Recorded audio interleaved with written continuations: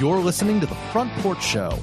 Some shows are niche shows, talking about specific topics. Others, shows about nothing. This show is the show about everything. On The Front Porch Show, we'll talk about current events, some news, a little bit of politics, along with a whole lot of life. Welcome to our Front Porch. 1-402-799-1811. That is the message line number. Our normal lives may have been upended, but we're here. We have been... had a normal life? Well, slightly. No, let's just be honest about that. No. I was thinking about this. We have been self-quarantining apart from each other before it was even cool. It's true. It is. We were so dedicated to the cause, we had thousands of miles between us. Wow. Uh-huh. Mm-hmm. For 2 years. I'm just saying that we have the uncanny ability to relate and to deliver the hard-hitting, impactful dialogue and conversation. Is this where we brag about doing remote recording better than nationally known? I think honestly, well, we did that last week. Oh. And the week before that. Yes. I believe this is at least the We'll third do or it fourth again. week Let's rub it of in. this, so No, do it. Look, do it. Guys, again, I was listening to nationally syndicated radio shows this week that are meeting remotely over Zoom, and it sounds terrible. Have you guys actually used Zoom at all? Yes. No. Yeah, we use it for church. How bad is it? It is. I've never used it. It's pretty bad. It's bad when you're not using the right mics. Is it better than Whereby? No. Need a sponsorship deal. But it is.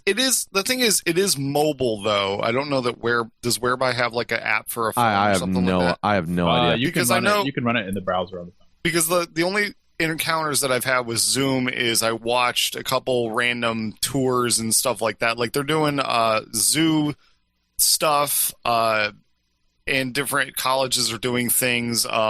Different symphonies are doing stuff. So there's a bunch of different applications that people are using it for, and none of them have been really good. So I need to give Zoom a little bit of credit here though. Their usage in the last 4 weeks has gone up. It's like 8 or 10 times. Yeah, if there was a stock to buy 2 weeks ago, it was Zoom. Ridiculous. And they have had some security problems, but that's what happens when you have something that's not getting used a ton, start getting used a ton. And from what I understand, they've handled it pretty well. Now, let me ask you, though, Tombstone, you know more about the IT security side of things than I do. Yeah. Was this actually a security issue, or was this people just not locking down their rooms? I think it's both. Okay, interesting. Yeah. I think it's hilarious. Well, right. If you're doing an interview and someone starts scrolling stuff across your screen, I mean... It's pretty funny. It's kind of humorous. It's pretty funny. People are not taking it as being funny. Vile stuff, but yes. Well, right. Is it not funny though? It is slightly funny. I mean, if you make a room and you don't lock it down, I mean, we run that risk every week. Our Whereby room is not locked down. You can't draw on the screen security though. by obscurity. It's true, and we will boot you. We probably should lock it down though. Now it's funny. Lock it down. Can I do that? I don't know. You should be able to password protect it, but you might have to pay for it. That's the problem. Yeah, who wants to do that? Oh no, I can lock the room. I'll lock the room. All of this is secondary to me. All I really want to know about this week, and then I'm going to sign off, is wait, Ben. what? I'm kidding. All I really wanted to hear, it's like, don't go. All I really want to know is, Ben, about your soundproofing project. Yes. So just so the audience has context, all week long, probably thousands of messages are exchanged between me and Ben and Mathis and Just Jeff. And some of the topics covered therein are a little more sensitive than others, and some are entertaining, and some are very, very practical. Where does this one land? So we're about to find out.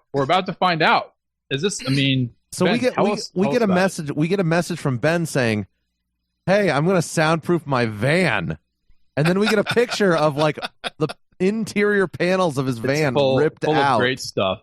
Ripped out. Now, how many goldfish did you find in there? A lot of nasty stuff I've Oh.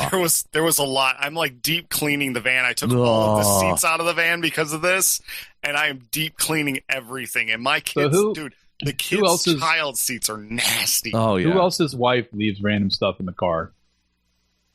What are we what? talking about random stuff? Like banana peels, orange peels. Oh, ew. Oh, yeah. What? Your wife Tombstone. leaves that in the car? Yes. No. Yesterday it was a bunch of potting soil and little tomato plant carton things full of dirt. That was nice. How's your garden doing? It's doing. We're still getting everything in. Oh, well, that's good. But let's not get off track. We can talk about that. I want to hear about Ben's soundproofing. It's not. Yes. We don't need Ben, to go. What are you here. attempting to accomplish? All right. So, and have you measured your progress? Here's some background on the Honda Odysseys. Unless you buy the top of the line Odyssey, they only have speakers that are in the front seats and the second row seats. The third row seats do not have speakers in them. So on a trip, we were coming back from somewhere. We're at highway speed of 75, 80 miles an hour, and I have a movie cranked up all the way, and the people in the back cannot hear it. I had adults in the back. And I'm like, which has frustrated me for about 3 years now, because I know it's bad, and I know at times like you can't hear certain things, and so I've just become frustrated with it. And so I started doing research about 2 weeks ago on what you can do to soundproof your car, and you can spend a lot of money on doing this. It's ridiculous. So easily you can spend about $500 to $1,000. No, it's really no. So anyway, Ben's like, no, I've had enough. He doesn't want to find anybody else's goldfish. So anyway, through my research, I've discovered that you can buy, basically it's an R3 value duct insulation that has a sticky side. So it's like on great it. stuff. It's not spray. No. It's not a spray foam. No, I did not use spray foam. Don't do that because hilarious. That can get really hairy because the windows come actually into the door panels. So if you put stuff in there, you can't hinder that window moving up and down. Gotcha. Unless you just don't care about your windows. Right. You get problems there. So I'm looking into, what to do. So I get this stuff and I start researching on how to like rip the panels off the van, interior panels, which is not really hard actually. And so that's what I was doing. So you rip them off and then you cover as much of the metal as you can. So there's no insulation in that sucker at all. There's really not. No. There's some insulation, but it's very minimal. And the majority of what you have to do is just get something onto the bare metal so that way it doesn't tink, I guess is the best word to say. So that way when you hit stuff or whatever, it doesn't go tink, tink, tink. It deadens the sound. You regularly hit stuff when you're driving. Well, we're talking about, Oh, there's the neighbor. So anyway, my van went roughly from a decibel level in the garage. I measured it the night before I started doing this, and it was at, I believe it was right at 45 to 50 off, just sitting in the van somewhere in there, just by, I don't know, the decibel meter thing that I downloaded for my phone. What kind of sound were you measuring? Just interior, just dead sound. Like it was me sitting in the van, and I had the phone with the decibel meter is in the middle of the van, and I was Can I just say this before some of our listeners have a Is your neighborhood loud enough that you can actually have sound in your garage? Like if I sat in my garage, it'd be dead quiet. Well, it's not actually. It's not. Yeah, it's not. It's actually not. So the decibel meters on the phones are terribly inaccurate. But if you're trying to get a baseline for what you're doing, right, then it's a great thing. Right. So I figured, I don't know exactly, if it is the 50-ish decibels, like realistically, if it is, I don't know. But I figured I'll measure it at that decibel level, and then I'll just take the measurement off from there. So doing the entire interior of the van, which is just the doors, I didn't take off the headliner or anything, or any of the carpet or anything. It was just the doors that I insulated. There was roughly a 15 decibel drop. Really? So it went from about 50 to about 35. just sitting in the van. Interesting. So, and that's without the seats too. Interesting. So there's no other seats and bodies will deaden it too. Right. So, have you tried it with a movie yet? Not yet, because we haven't gone anywhere. Oh, okay. So this whole lockdown thing is really right. messing. I'm not planning on going anywhere on the highway for a while. Do you have a circle in your driveway? You can just gun it and go really fast around the circle. Technically, we could. I'm a man of solutions, Ozzy. I'm a man of solutions. Just do a donut in the grass in your front yard and just like that. Might not be good solutions, but they're solutions. We are all about creativity and stick-to-itiveness here on the Front Porch Show. The other thing that I'm kind of happy about is it does have an R value, so it will actually help with the heat and the cool inside of the car also. So you're not going to get that direct heat coming from the metal panels and then just, leaking into the van. There is nothing worse than that.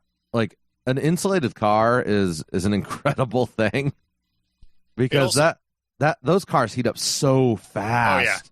Oh yeah. And it's black. Oh, okay. Yeah. But it also makes the doors sound like they're really expensive too, because like you close the door and it's this like awesome thunk. That's instead nice. of like this chink.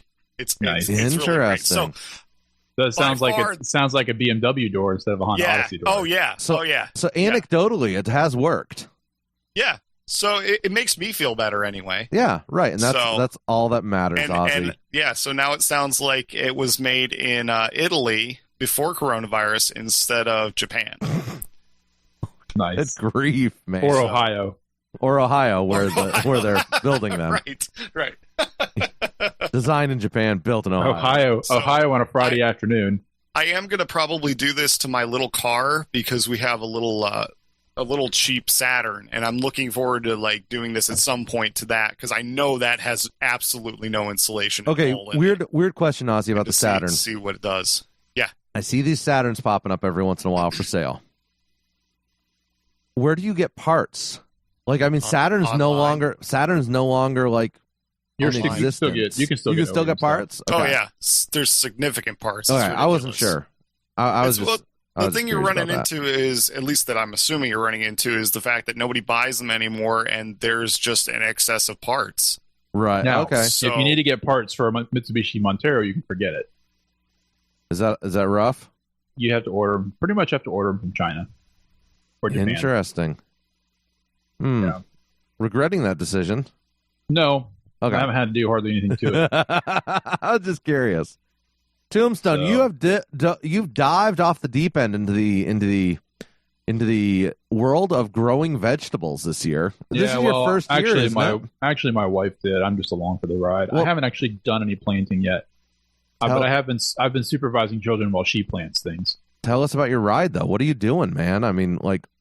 So we have eggplant, tomato, green beans, snap peas. Did I say tomatoes already? Yes. Corn, and I forget what all else.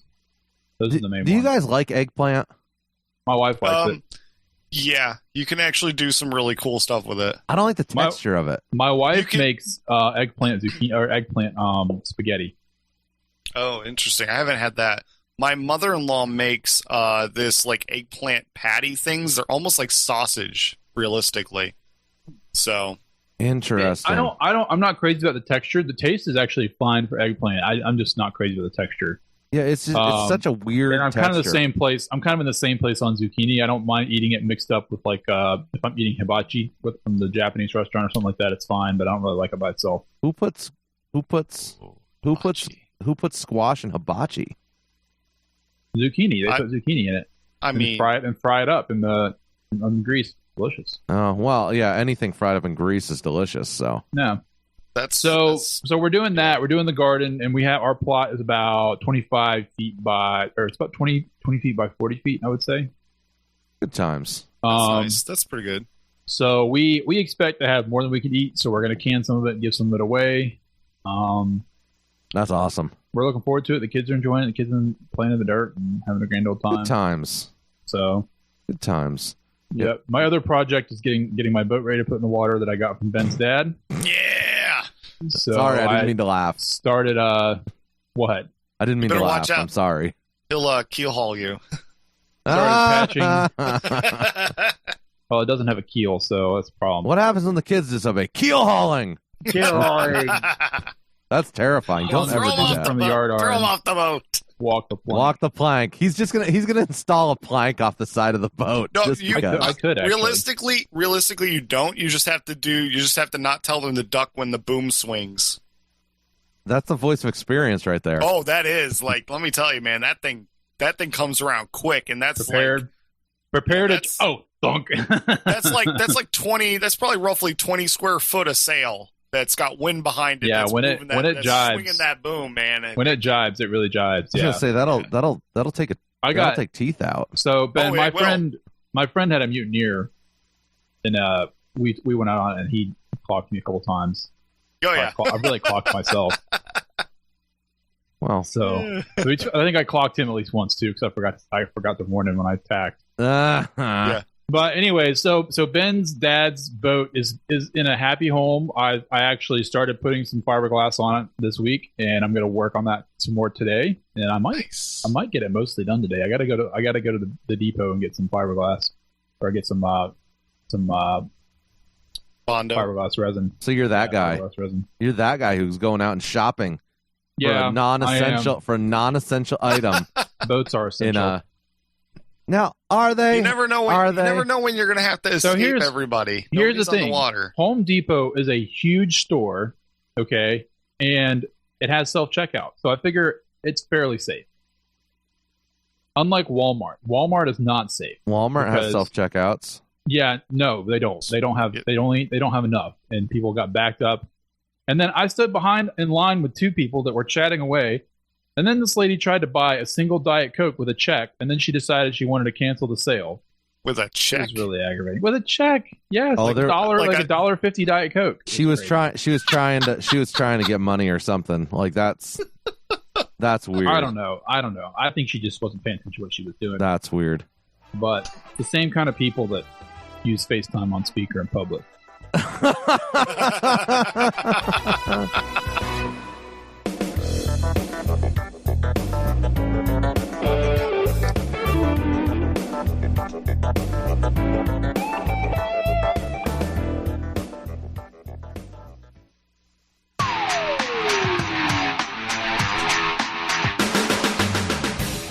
Our Army manned the airport.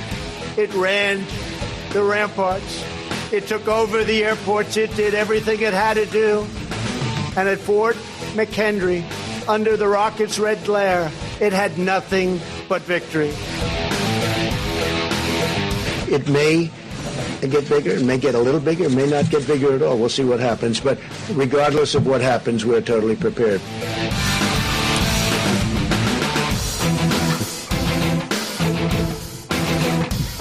Thank you, Donald. It so much. Thank you, Donald. I love it. It's beautiful, Aaron. It's a work of art. Thank you. I feel like your talents are probably wasted talking at the microphone. Your true talents are creating crafty intros full of humor and amazingness. Yeah, why don't you jump off? That way Tombstone can be here every week. Yes. Jeff finally decided to drag his tail out of bed and show up. That's right, man. Sorry. It's hard work. It's hard work sitting around. Well, Jeff woke up at 7:45 and was like, "Oh, I got plenty of time before the show starts." And then Jeff woke up again at 9:05. And was like, crap. That's awesome. That's awesome. Oh man, Jeff is embracing the Corona lifestyle for sure.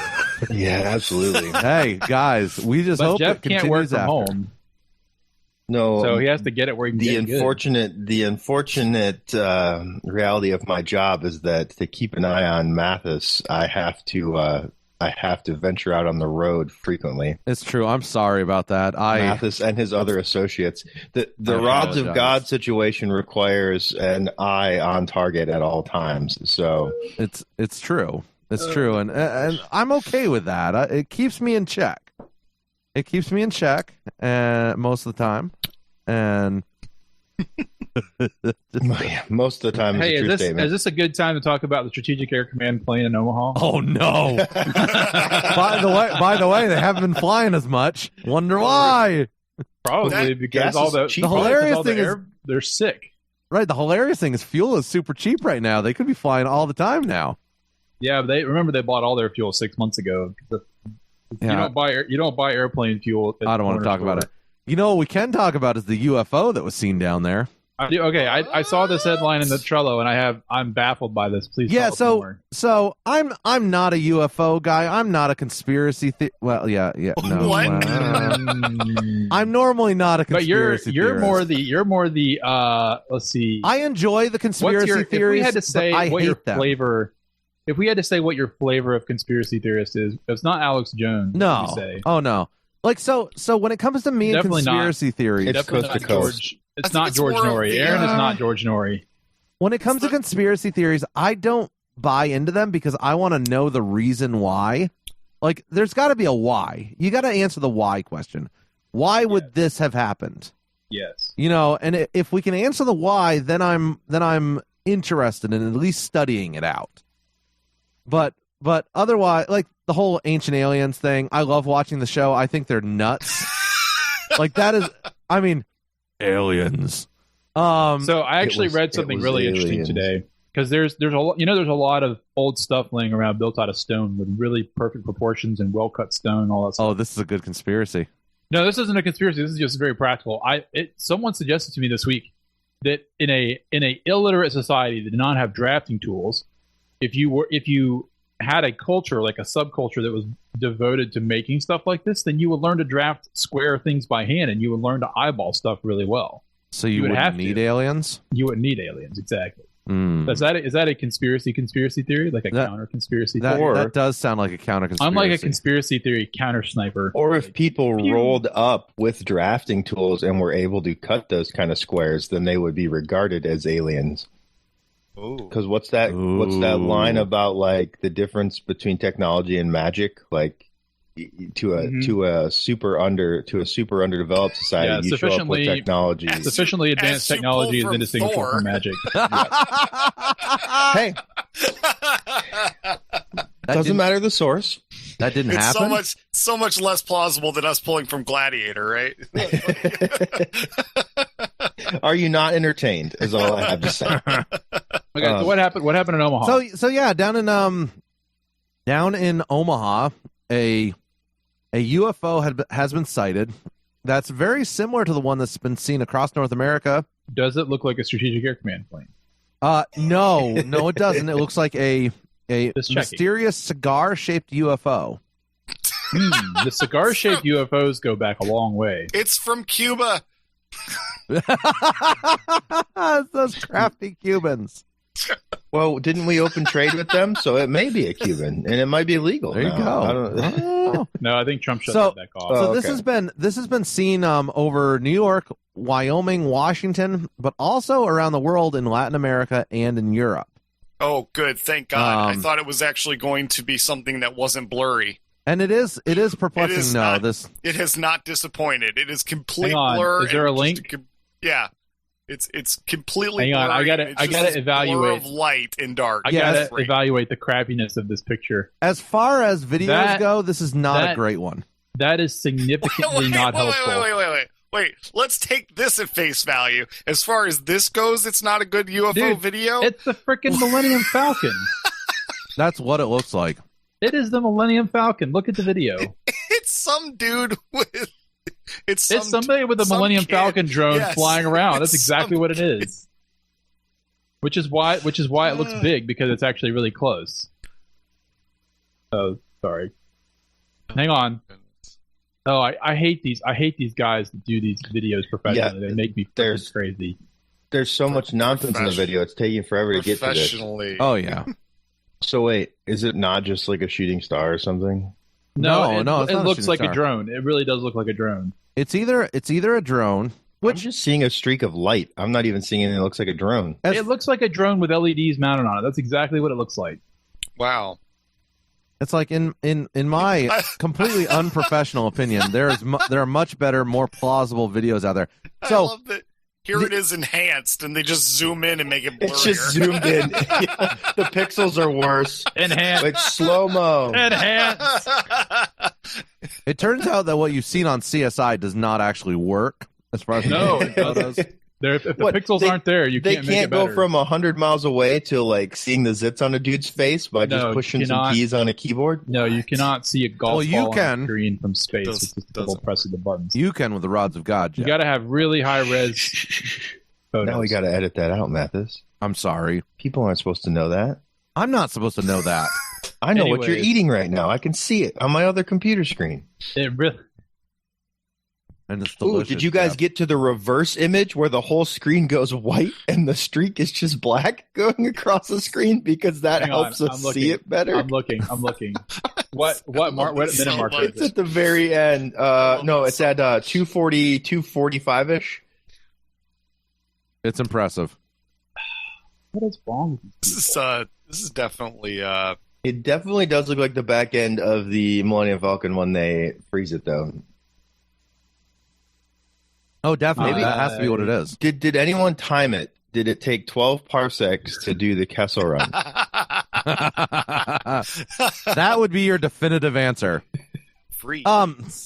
So if not to mention, I think someone told me one time, isn't a parsec a unit of measurement, not a unit of time? Yes. Like a unit of length, not a unit of time. So yeah. If not it is anymore. Oh, right. If this is a UFO, I mean, it wouldn't surprise me. Unidentified, so it wouldn't surprise me because it's floating around. It's floating around Omaha, near. Well, maybe you should drive down there one night and see if you can see it. Are we honestly going to believe that there's not like a group of teenagers who have just done these type of things just to fool with people because you have drones and people are just too stupid to realize that it's most likely just a modified drone? I think they're government aircraft. There are government aircraft flying around, especially. No government aircraft would accidentally pop on its LED lights. No, off to get attention. Okay, see, this is where you guys are totally missing What the if point. the pilot's knee just bumped the switch, Jeff? I mean, They're like, I lost the drone. Turn the lights on quick so we can find it. This is like, oh, there it is. Turn it back off. This is part of why they run these tests, is so that they can move that button from the guy where the guy's knee is to a toggle switch. He spilled his coffee on the console and it shorted out real quick. You guys are missing flying across the sky. Okay, guys. Okay, you guys are missing the whole thing, though. Like this is. Are we back in the 80s? Stealth bomber. This is what they did. They flew it around for like 3 years, turning the lights on and off. 4 years. People were seeing this thing, claiming it was a UFO. I know that does happen. Okay, have you guys ever heard the Samuel Schulman tell the LA speed check story? And Jeff, I'm sure you've heard it. Yes. It's a if you haven't heard it, go to YouTube, punch in LA speed check. And it's about a guy flying an SR-71. It's a hilarious. That was amazing. Story. That's what the Black Hawk or Nighthawk. What's the SR-71? SR-71 Blackbird. It's black something. So they're flying along at 70,000 feet. They wear spacesuits. Yeah, wearing spacesuits. They're in lower orbit. Don't give it away, Aaron. It might be something good to pop on the show. Yeah, let me see if I can pull that up. There's a really good narration out there with some video.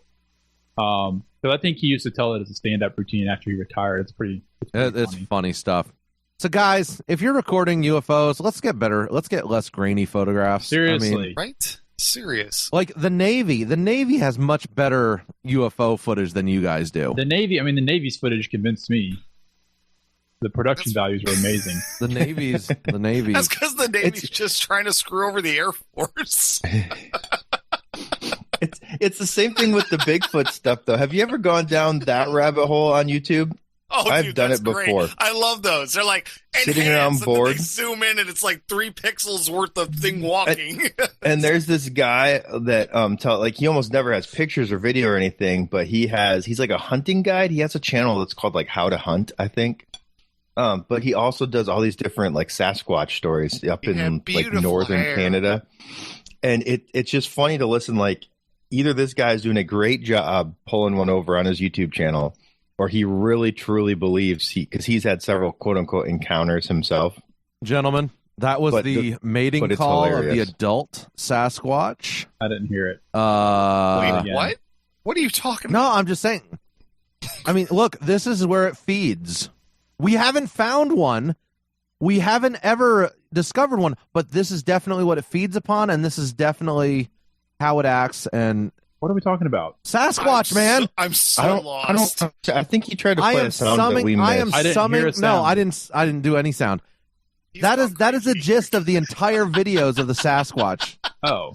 It is. Oh, yeah, we completely make up the entire. We completely make up everything about the stupid creature. He was doing so good with that. I know. I had you convinced. I know. It is pretty funny. Like, and then everything's turned out to be a hoax. No one can ever get any good video of it. Like in the day of trail cams, you would think if they existed, someone would have seen them on a trail cam. Right. They obviously have. That's the blurry part. I want them to exist crafty. Just because I want something interesting. Like, I want a new species discovered that's not like this microscopic snail in Indonesia or whatever, you know? So, Jeff just you ever wants see those awesome articles? To shoot at. But speaking of strange animals in the United States, I follow a hilarious Twitter account which is 100% devoted to the reintroduction of the woolly mammoth to the American Midwest. That would be cool. I think that is a worthwhile goal, honestly. As a person living in the Midwest, I would love the opportunity to hunt one. Can you imagine just like going to Yellowstone? It's like there's the antelope, there's some buffalo, and there's a herd of woolly mammoths.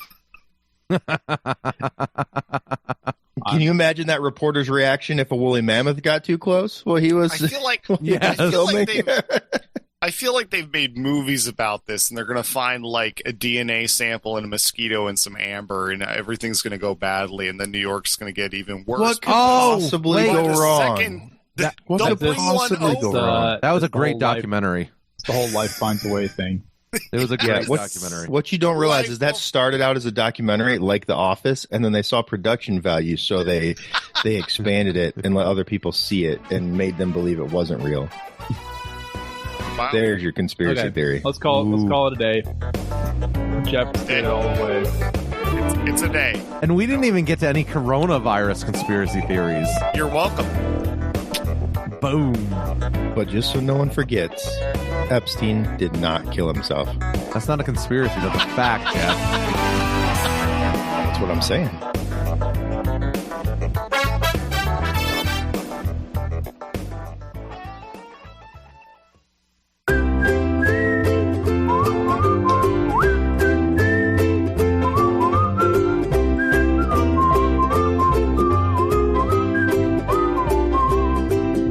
We are back with the Front Porch Show. We got Ozzy on the other side of the table here. We got Tombstone on the other side of the nation. We've got Jeff somewhere in the high plains, and Ozzy's looking fresh. He is. And on the line with us, we have Jay Eldred, who is going to be competing in the Trivial Pursuit Genus Edition 1984.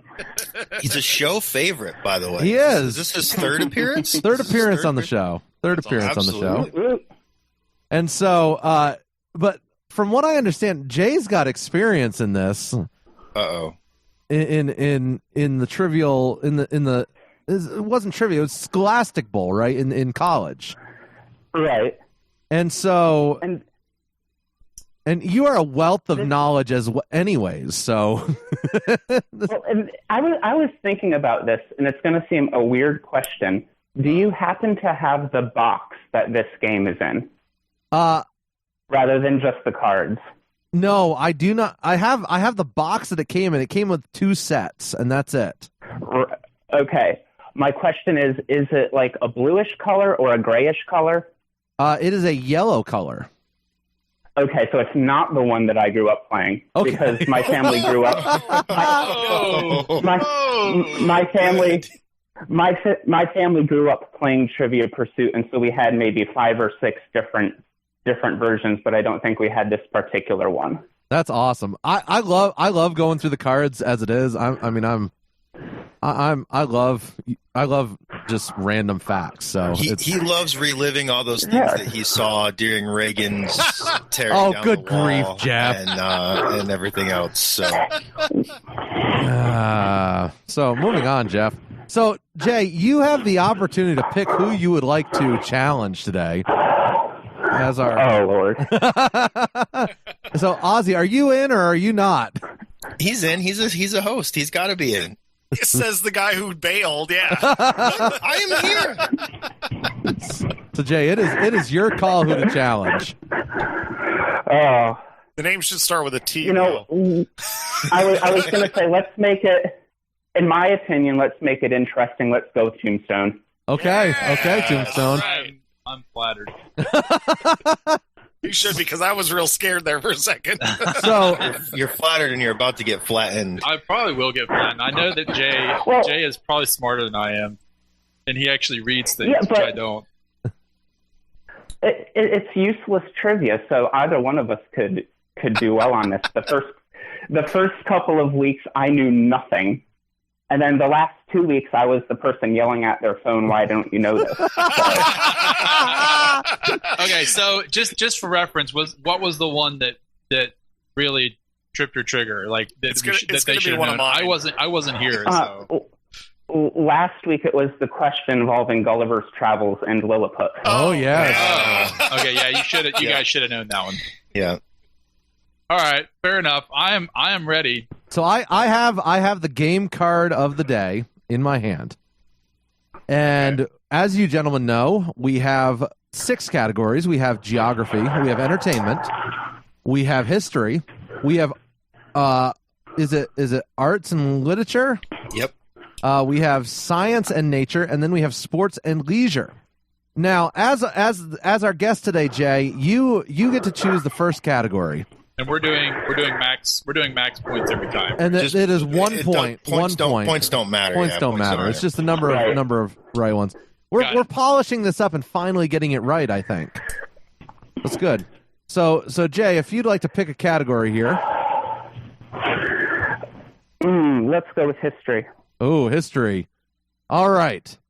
This question says, which finger on his right hand did Jack Ruby once have bitten off in a brawl? Hold on, Jay. Do you know who Jack Ruby is? Yeah, Jack Ruby killed Lee Harvey. Whoops, sorry. Jack Ruby killed Lee Harvey Oswald. That's what I was thinking. I was drawing a blank. Even I knew that, Tombstone. Look at Tombstone fishing for help from his competition. Because Jack Ruby is the only person in history with the last name of Ruby that I know of who's actually known for anything. He ran a nightclub. So then my question would be, I honestly don't know the answer to the question, so I'm going to have to guess. But I want to know, how is the answer phrased? Is it an actual name of a finger, or is it something weird like the second one from the left or something like that? It is a specific finger. Okay, then let's just, I'll go with the index finger. That is correct. Oh, that is correct. Yep. And here's how I figured that one out. You generally need your pointer finger to pull a trigger, so can it be that one? Yes. All right, Tombstone, you are down by 1. Okay. What category would you like? Remind me what the categories again. We have geography, entertainment, arts and literature, science and nature, and sports and leisure. Since we're playing for keepsies, I'm going to stay away from lame things. So I'll go with geography. All right, geography. What fabled river runs between Fargo, North Dakota, and Moorhead, Minnesota?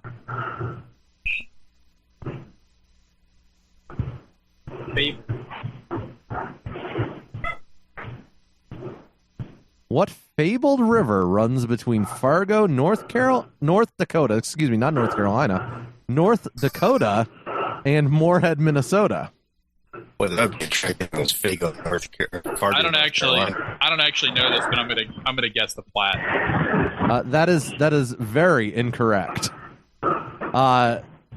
Jay, you have the opportunity to steal this question. I do not know the answer, and I can't think of any fabled North American rivers.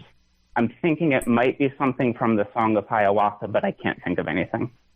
Wow, that's an amazing reference if it is in there. That's amazing. Wow. Well, So he said fabled. That's would true. Have to be from a song or a story of some kind. You're right. And I'm just not that. That's an into it inference I would not have with gotten. American songs or tales. you're right. So That's a this pass. this is the Red River. The Red River. I would never have guessed. The Platte River goes through Nebraska, Tombstone. But, I mean, Nebraska and North Dakota are... Yeah. They're not the really that same close. place. They are not the same place. Says the guy who thinks he likes geography. Jay's saying he doesn't know a lot of American songs. I didn't know there was any rivers in the Star Spangled Banner. That's the only American song, right? So I didn't know there were airports either during the Revolution. You have, but you have to include the we got all the airports. They were top secret. You got to include the discography of Garth Brooks in that. Oh, good point. All right. So, Jay, third category today. We still have entertainment open. We have arts and leisure, science and nature, and sports and leisure. Art and literature. Art and literature. All right. Which fictional character buys his pipe tobacco at Bradley's on Oxford Street? Sherlock Holmes. That is correct. Tombstone, you are down by 2. Too easy. Oh, come on. We're just going through the cards here, Jeff. Don't insult the cards. It's written in the cards. All right. I mean, it was either Sherlock Holmes or Popeye. Those were your two options. So Popeye smoked spinach. Let's get that right. Where are we at? We have we have entertainment, science and nature, or sports and leisure. I guess I'll go with science and nature. Science and nature. What month does a child run the biggest risk of being hit by a car? Now, remember, this is the 1984 Genus edition of Trivia Pursuit. You got a 1 in 12 chance. Thanks for that, Ben. Thanks You're for welcome. that biting analysis. Those are good odds. Very good odds. I'm gonna go with May. You would be correct. Nice. What in the world? Nice. Where did that come from? That's when school gets out. Okay. But it's out all summer. But here's It's out the all thing. summer, so hang any on, summer month. Hang on. School gets out in June now, but it used to get out in May, which is why I guessed May. Yep. That's exactly right. That's brilliant. Interesting. I do. I figured it was a summer month when they were out of school, but So we now have, it's Jay's turn, we now have entertainment and sports and leisure. Entertainment. What? I love how we're leaving sports and leisure. What? Jay and I are on the same page on that one. What 2 chess pieces does Frank Sinatra mention in That's Life? What 2 chess pieces does Frank Sinatra mention in That's Life? Don't know the song. Stop it. So let's just. Do you want to play, Jeff? If he's talking about life, let's see. One of them is probably the pawn, and then if he's going with a juxtaposition of the pawn, it would be the king or the queen. And let's just go with the queen since it's the most powerful piece. So we'll say queen and pawn. I'm sorry, but that is incorrect. Oh man, that's what I would have guessed too, Jay. Now, I can't give any information on this. I'll take a stab at it. I'll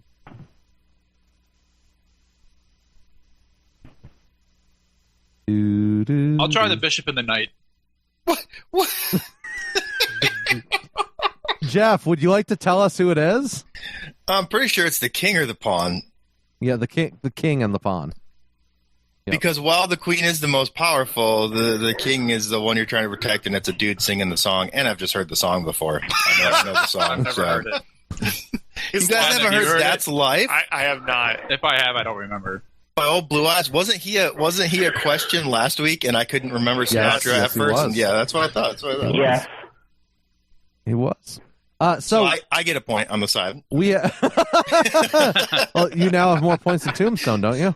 No, I'm tied with Tombstone at the moment. So we now have sports and leisure left, and I believe Tombstone, that is yours. This is it.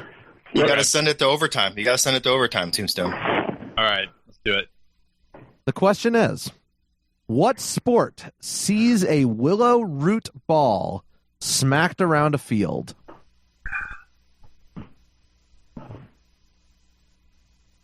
Smacked around. Yes, smacked around a field.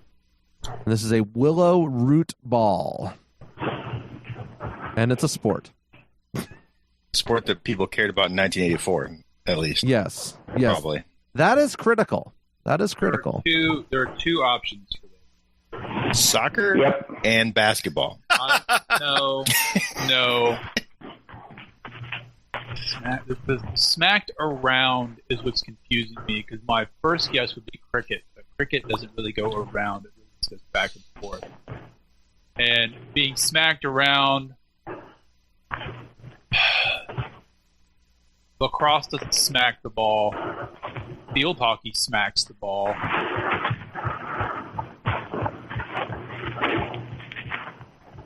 What are you thinking, Tombstone? Come on, we got to get an answer. I know what I'm thinking. A willow.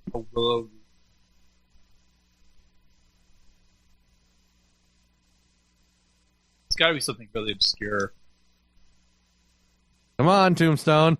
Polo. That is correct. Nice. Wow. Are we tied? That is a tie. We are no tied. No chance to steal. That was like Gollum, like getting his last chance. I know it was. It was terrible. So now since you asked the question, just hoping that you get it wrong. So I guess we gotta go to an overtime tiebreaker.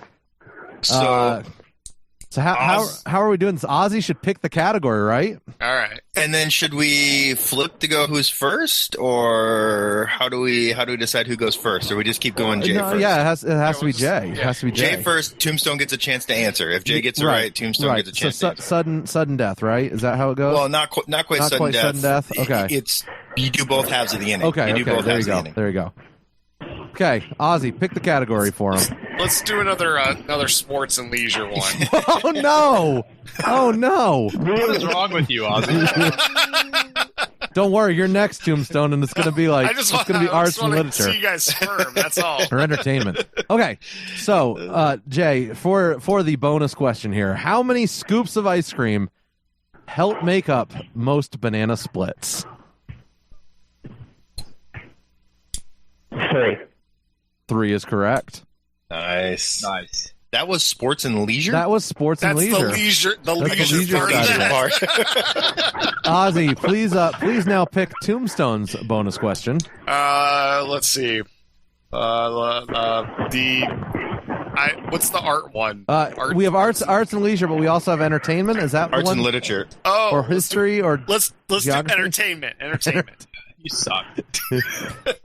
So, what Leave It to Beaver regular was a conscientious objector?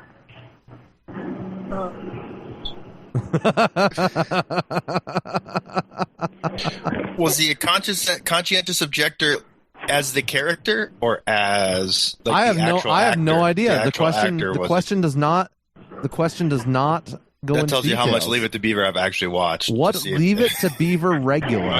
I think I've seen exactly 1.5 episodes. So what are you thinking, Tombstone? Hang on. You gonna call it? You just gonna throw it in? I'm digging deep in the archives here. He's thinking Frank Sinatra. You need to old blue eyes. We need a timer for Tombstone. Hey, you need to envision the hard drive light spinning on my forehead. When his wealth of knowledge is as vast as it is, it takes a little while to sort through the files. Right. He needs to defrag his memory a little. My memory is not optimized. That's for sure. You have no idea. Don't even. I don't. But I read all random stuff, so I'm trying to figure out if there's a name that might jump out at me. There is none. Shut up, Aaron. I give up. What is it? It's Hugh Beaumont. Duh. Yeah, of course. Everyone knows that. Everyone knows that. So officially, our champion of the day is Jay Eldred. He earned it. Definitely. So what are we sending him? What are we sending him for defeating a host? A roll of toilet paper. got one right here. There we go. Look, Tombstone's got it. Tombstone's gonna put that in the mail. You can have my TP when you pry from my cold dead. You've seen the come and take it shirts that replace the cannon with a roll of TP, right? Yeah. Yes. So, anyways, that was the prize of the day. So Jay, if you want to give me your address, it was actually, we promised it last week on the show, I believe. So if you want to get me your address, I will send you a roll of toilet paper because that's what we do. We're awesome like that. Jeff, thank you, Jay. Thank you for being a good sport. We appreciate it. Yes. Oh, you're welcome. We'll be right back.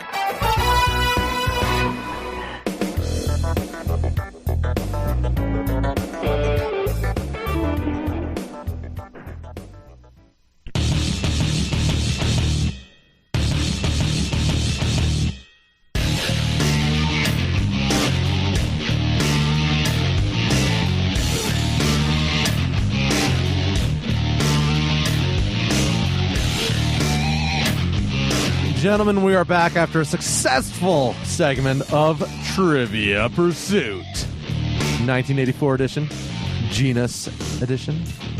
So, Tombstone, without angering the listeners against us, did my secret signals through the video chat help force overtime to you when you were guessing Polo? I wasn't even looking at. You were sending secret signals, Jeff? Whoa. I was trying to do anything to save the dignity of the show from losing on our very first listener challenge. But well, if it makes you feel better, I guessed blindly. I had no idea whether it was Polo or something else, but Polo sounded.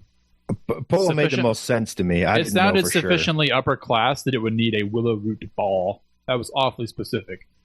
I think what Jeff's trying to say is he was trying to throw the election. Jeff, I was definitely trying to help the game go in our favor. Jeff, we're going to rename you to Hanging Chad. Benedict Jeff. No, he was trying to help me out. I'm helping Tombstone, not betraying him. He wasn't. Yeah, you were betraying the audience. Call me FISA document or Steele dossier. Oh my goodness! We're gonna call you Christopher Steele. Christopher Steele. Okay. All right. On that happy note, what's next? So, just so the audience knows, we did have a prize to give out that we didn't mention on the air. We are sending Jay a roll of toilet paper, courtesy of the Front Porch Show, because nothing says dedication like wiping. Never mind. A roll. he did wipe like the floor, wiping your tush. He did wipe the floor with Tombstone. Nothing says okay. I think we should get monogrammed toilet paper. Can we get that with the Front Porch Show logo on it? It'd be cheaper to get T-shirts. All right, since we're down this, you can wipe with a T-shirt. Well, you have the 3D printer now. Can you just 3D print a roll of toilet paper with our monogram on it? That would be a little rough there, Jeff. Wouldn't feel too good. I mean, the T-shirt idea still works. You can wipe with a T-shirt. Yeah. That's true. Multiple uses there. Oh. Guys, this reusable if you wash it. Help wipe out the virus. Okay, so guys, I realize we're going down a dark tube here, but you're fired. You're fired. But did you guys hear about? No, shut it down. No. Did you guys hear about New England? No. Yeah, they gave up Tom Brady. No. Which basically we're talking There's about your sports news for the last month. Did you guys see the T-shirts that he's making that say Tampa Bay on them? Oh my goodness! No. I want to know if Aaron's going to become a Tampa Bay fan. No, not a chance. Yeah, not a chance. Yeah, you totally are. I'm not a Brady fan. I'm a Patriots fan. Forget a golden calf. It's a golden goat. Sure. Oh my goodness. Okay, I'm a Brady fan, not a Patriots fan. So my loyalty. Tombstone went down to Tampa. So Neville went down to Georgia. Warmer, man. Do you guys remember when Kim Jong-un was traveling to China and they brought his own porta potty? Yes, his royal lavatory. His royal lavatory. Yes. Complete so that the U.S. couldn't test his poop to figure out, It's because they didn't want anyone scanning his bottom. Right, exactly. With a hidden camera. Well, that and the whole figuring out what he's eating and all that stuff. Well, it turns out that was an accurate thing to be concerned of, because they are actually scanning matter in the U.S. to determine how much coronavirus people have and how many people are sick. They're really sifting a lot of through sense. our waste. Yes, yes, they are. Well, because in medical environments, you have to worry about fecal transmission. So I had seen articles concerned about fecal transmission. So they are saying that in the place where they were testing, and I don't remember exactly where it was. I think it was a Boston newspaper I was reading, but it wasn't Boston itself. It was somewhere in New England. They're testing this, but it's not active virus, I guess, or something or other. But they're able to determine that like 30 to 50% of the population has had this.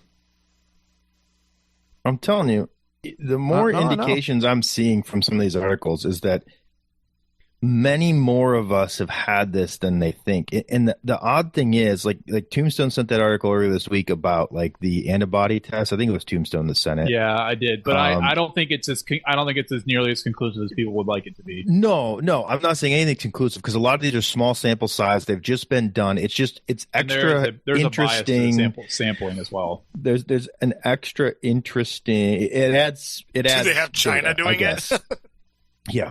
So if this is true, because what's the study in? Is it Germany where they're coming up with a 0.03 death rate or something like that? It's a very low mortality rate in that study that they're coming up with, and which is great news. Interesting, great news. Because I hope it's true. I don't know what to believe because you bounce back and forth. You see something like that out of Germany where there's this really small mortality rate. You see the high potential for maybe high antibody counts or whatever, depending on, again, these all studies are new and who knows what biases are in them. But then you have other stories like, here's this lady, I think I sent you guys a story late last night in Detroit that now the headline said she lost her entire family, and it made it sound like a lot of people. Now it's still, I don't know how to say this without sounding like a jerk. The headline made it sound like a ton of people, like a big family. She only had a husband and a son. Now, that's still a terrible loss because that's her entire family to her. So I'm not downplaying that loss at all. But her husband, I forget his age, he wasn't that old, and their son was only 20. And they lost their son to this disease. Now, again, both the husband, he was a kidney transplant receiver, so he had the kidney transplant in 2012, and the son had asthma. So it still seems like it's weird. It doesn't attack certain healthy people, but then other people with odd underlying conditions, it just ravages them in a few days. So it's really weird the way this virus is selecting its victims. So I don't know which ones to believe, the low mortality rates, the high mortality rates. Have you guys seen the whole theory floating around right now that ventilators aren't actually helping? They're hurting people? Because what they're saying is that the coronavirus is acting more like an anemia than so it's attacking from what I'm seeing from those articles. It's causing severe hypoxia, but it's not. What is hypoxia? What is hypoxia? So hypoxia is the lack of oxygen. Okay, it's a lack of oxygen to your major organs and everything. There's actually 4 types of hypoxia if you want to get into it. There's hypemic, histotoxic, stagnant, and hypoxic hypoxia. Okay.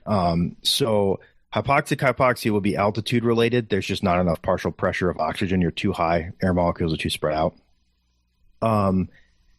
Stagnant hypoxia would be like blacking out from pulling G forces or your foot going to sleep because blood's not flowing to it. So really, I think what we're talking about here is more like hypemic hypoxia, where the blood can't carry the oxygen. And so this would be like carbon monoxide poisoning. Carbon monoxide latches into the blood more than the oxygen and prevents the blood from carrying the oxygen. That's how carbon monoxide poisoning works. And it's my understanding that whatever's going on with this virus is somewhat similar. It's affecting the red blood cells. There's one article was talking about like iron leaching out of the blood cells. And that's why I think it was either the which drug was it that they were giving them? The it's either the hydrochloroquine. There was people using hydrochloroquine. There was people using vitamin C, and there was one other one. I think zinc? It was the vitamin C and zinc, and it was something with I think the zinc opened the channel, and the vitamin C helped absorb the iron that was leaching out, or something like that. Is what the one article was saying. And so some doctors are theorizing. Essentially, if you already have weak lungs, if you already have weak lungs, like so, say you're this 20-year-old that had asthma, you already have weak lungs. The way that it's breaking down your bloodstream and it's affecting, it is causing damage to the lung. The virus is still causing damage to the lungs. But then you take someone with already weak lungs with damage to their lungs, and then you just put them on a ventilator for an extended amount of time. And there's proof that over time, forcing the air into the lungs like that with the ventilator, it actually does cause damage over time. Breakdown to the tissue, yeah. Yeah. And so if you've already started out weak and you go immediately onto a ventilator, it may actually be causing problems. Now, I'm no doctor. I'm not going to say the answer is get rid of all these ventilators, because they're still saying, they're saying maybe save the ventilators for the worst case that desperately need it. And if you can still breathe without one, don't immediately intubate. Maybe try because oxygen that trauma in and of itself can hurt. Yeah, through nose cannulas or something like that, because it's just we need to find ways to get oxygen in, and versus just the ventilator, which is actually causing damage to the lung. So it's an interesting study that they're starting to come up with, Well, it was New York City. They requested 40,000 ventilators, and they've only used 5,000 of them. And then in Washington, they set up the field hospital there, and they just left after 2 weeks of not treating anyone, which is great. I'm so happy with that. Louisiana is still getting clobbered, and other southern states might still get clobbered as well. Yes. Why is that, Tombstone? I'm not sure. I mean, it might be genetic, it might be cultural. I'm not sure. So I think part of the reason, you saw the charts going around where they're stealing our cell phone data and seeing if people are staying home or not. Right. And you notice that the Midwest, which Michigan is part of, was doing a very good job of staying home, and the southern states, south of the Mason-Dixon line, were sucking at it. But my theory, part of my theory on Jeff's that theory too, on all of life and the Civil War and everything. No. The North is doing what they're supposed to. The North is doing what they're supposed to, and the South just sucks. But you know what? The South will rise again. I wanted to say that. Well, they're going to have to rise again. Well, no, that's a bad joke to make. Okay. But my theory is because of the weather differences, basically the climate differences, spring has already started down there. People are already out. Like when the stay-at-home order started, people were already out and about in the South. Correct. In the Midwest, we hadn't quite. We were getting a couple nice days to peek our heads out, but they're still cold and sleet. I mean, it snowed here 2 days ago. It's been really nice here the last 3 weeks. So when those stay-at-home orders first came out up here, it was still really cold. So you're like, well, I don't want to go out and run unless I'm one of those idiots that runs all winter long. So the stay-at-home order, and trust me, I am not one of those idiots. So I think that played into it too, as the Midwest is still basically experiencing their second or third winter, depending on where you are in the winter chart for the Midwestern states. And so we've already had our fall spring and we're back into second or third winter. So I think that's helping the stay-at-home orders up here. Now, the stay-at-home orders are starting to get more and more severe. The governor of Michigan just extended it to the end of April, I think to May 1st. And they've now started roping on. So before, we could still go to quote-unquote essential stores, like Home Depots were open, grocery stores were open, restaurants were open to fast or drive-through. Groups were limited. For a while, it was less than 10. Then you really were supposed to stay to your own, household, but you could still kind of get out. Now they're saying you can't even go. If it's your own cabin and it's your own family, you can't go up north to your own cabin by yourself. You can't go to any other residence that's not your residence. They're roping off parts of bigger box stores that are considered non-essential. So plants, seeds, paint, flooring, stuff like that in a Home Depot. It's just getting worse and worse with the lockdowns. And my question is, I understand governors have some emergency power, but this seems a little overreach. So I live in a fairly red state of Nebraska. We've got, a Republican governor. He has not called for a stay-at-home order yet. he proclaimed on Friday, today 21 days of staying at home, which was basically what we've been doing already. No That's gatherings. There's nothing to do in your state. What are you talking about? There's a lot to do here. Yeah, corn mazes aren't available until November. So wow.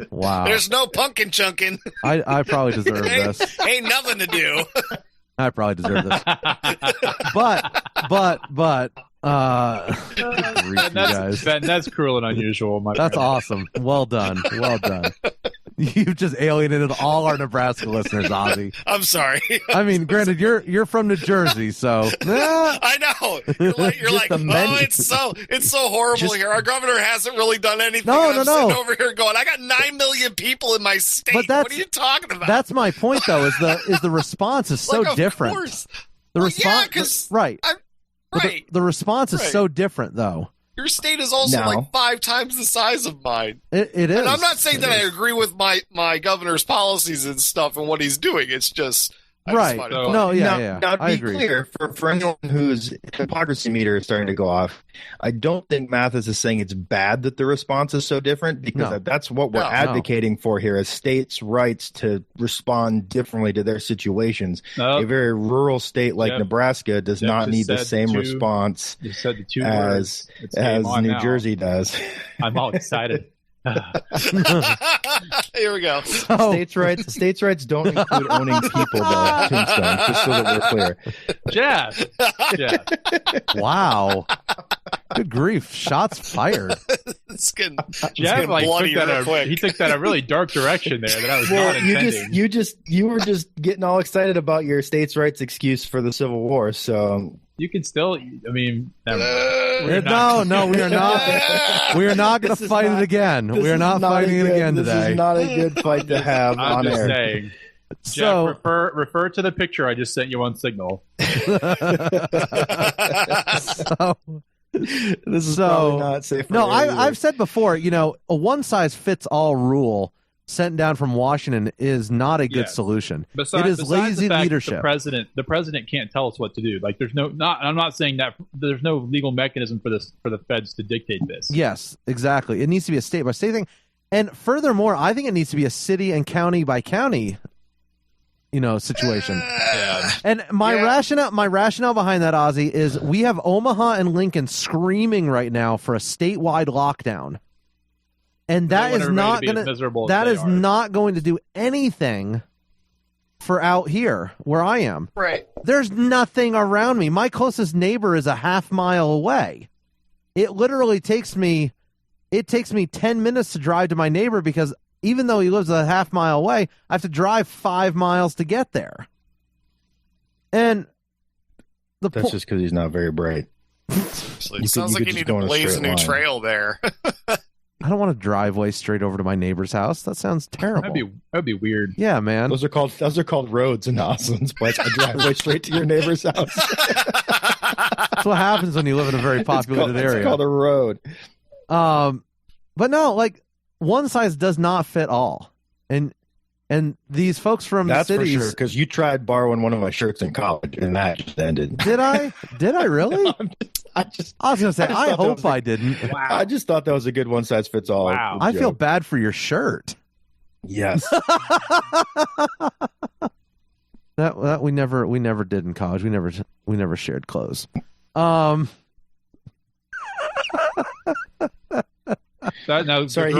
girls do that. Yeah, that I always found weird. It is absolutely weird. But I'm sorry, I did not mean to push us off into that topic. Girls are weird. Nope. Tombstone's thought of the day. Girls are weird. They are. That's because he's got.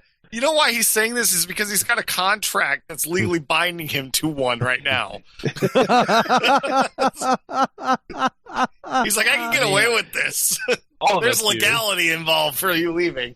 I think my wife found it weird as well. There was a girl that used to ask her to borrow her clothes, and she would say no because that's weird. The girl thought she was a lot smaller than she was. Wow. Yeah. Anyways, clothes coming back bigger is not good. I'm not gonna ask what she. Never mind. So one size fits all for stay-at-home orders. It doesn't work. Right. It doesn't work. It doesn't work. So, guys, I keep seeing these articles popping up about these churches being arrested. Yeah. I think it was Tennessee and Mississippi, maybe, where they're showing up at these drive-in services, and they are being fined. Yeah, they are being fined, and they are having their license plates taken down, and some of them are being forced into quarantine for 14 days because of this. It's another one of these things where if you think about it, the government is actually making the situation worse. And I understand you have things like early on, I think we all saw the articles about that choir.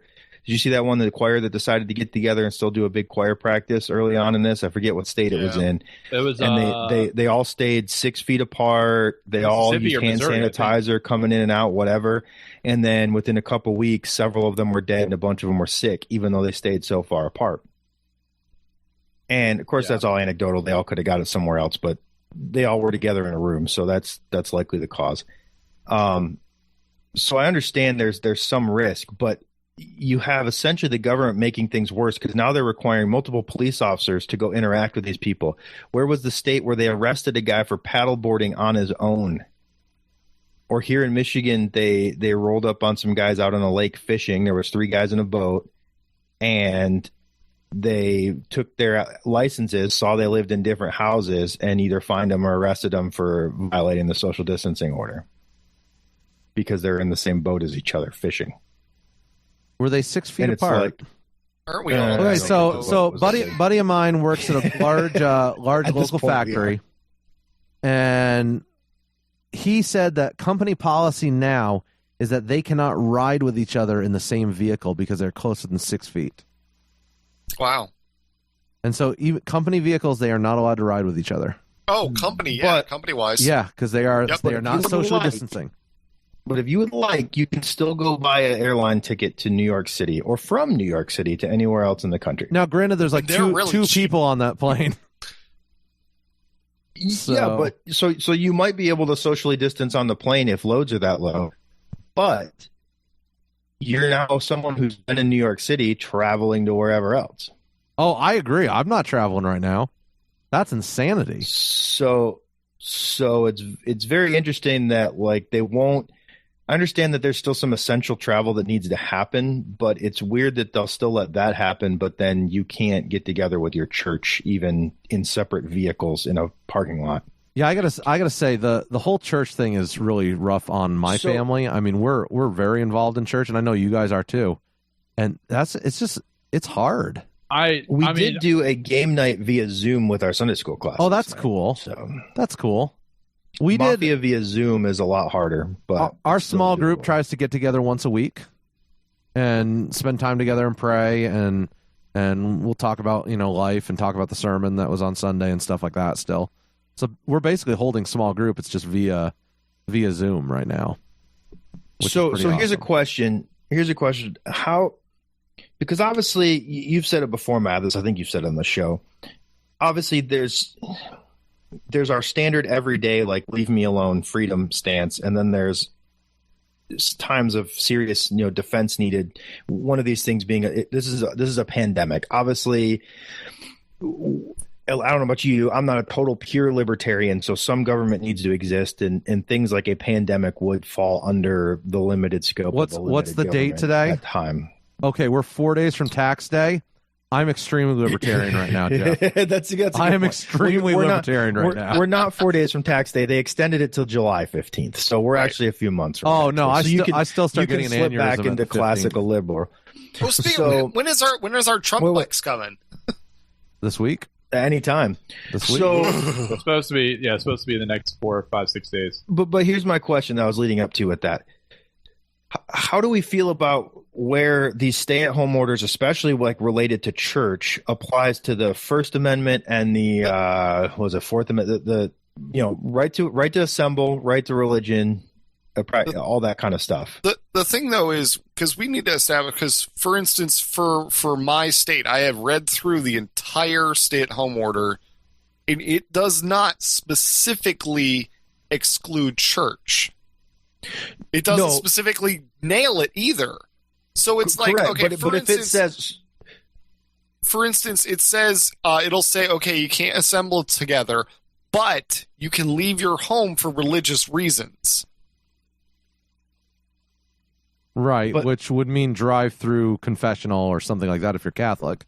But you can't do that, right? Sure you can. Well, Why you can't you? Well, if it's a drive-through confessional, drive-through confessional, in your 6 state, feet away they from the aren't priest. arresting you. So then what's the problem with having a drive-in church? Well, but maybe the state that arrested the people for church didn't have that same exempt. You know what I'm saying? Do you know what I'm saying, though? Like, that's what I'm getting at, is they don't want to really touch saying, no, you cannot do this because it's religious, because they don't want to touch religious freedom.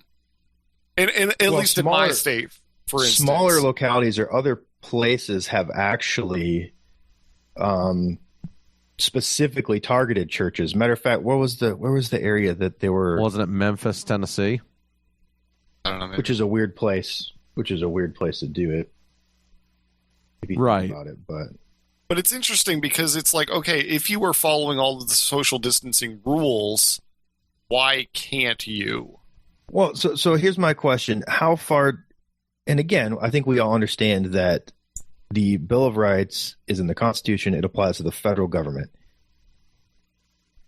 But it also retains rights to the people. And so the right of the people to peaceably assemble, where obviously I'm sure there's a bunch of court cases. You guys are missing the point. You guys are missing the point. Listen, what you need to be asking is, where can I donate to contribute to the court cases that are going to be arising in the next 6 to 10 weeks? That's what you need to be asking. That is very true. That's a good point. Is the people choosing to fight the court cases? And that's where I'm kind of saying civil disobedience is required, because at some point we need to help draw the line of, okay, and that's kind of what I'm asking without the court cases. In your guys' mind, where's the line between obviously the government needs to do something for the safety of the people versus you're just throwing all your all the memes you're seeing, but there was an emergency, where's the line is what I'm asking you guys. The libertarian in me says, I love that the government is making suggestions and suggesting, hey, don't gather in groups bigger than 10. Yeah, they're not suggestions. Right. No, that's what I'm saying. I don't mind a suggestion. I have an issue with the demands, but I also have an issue with people not heeding the suggestions.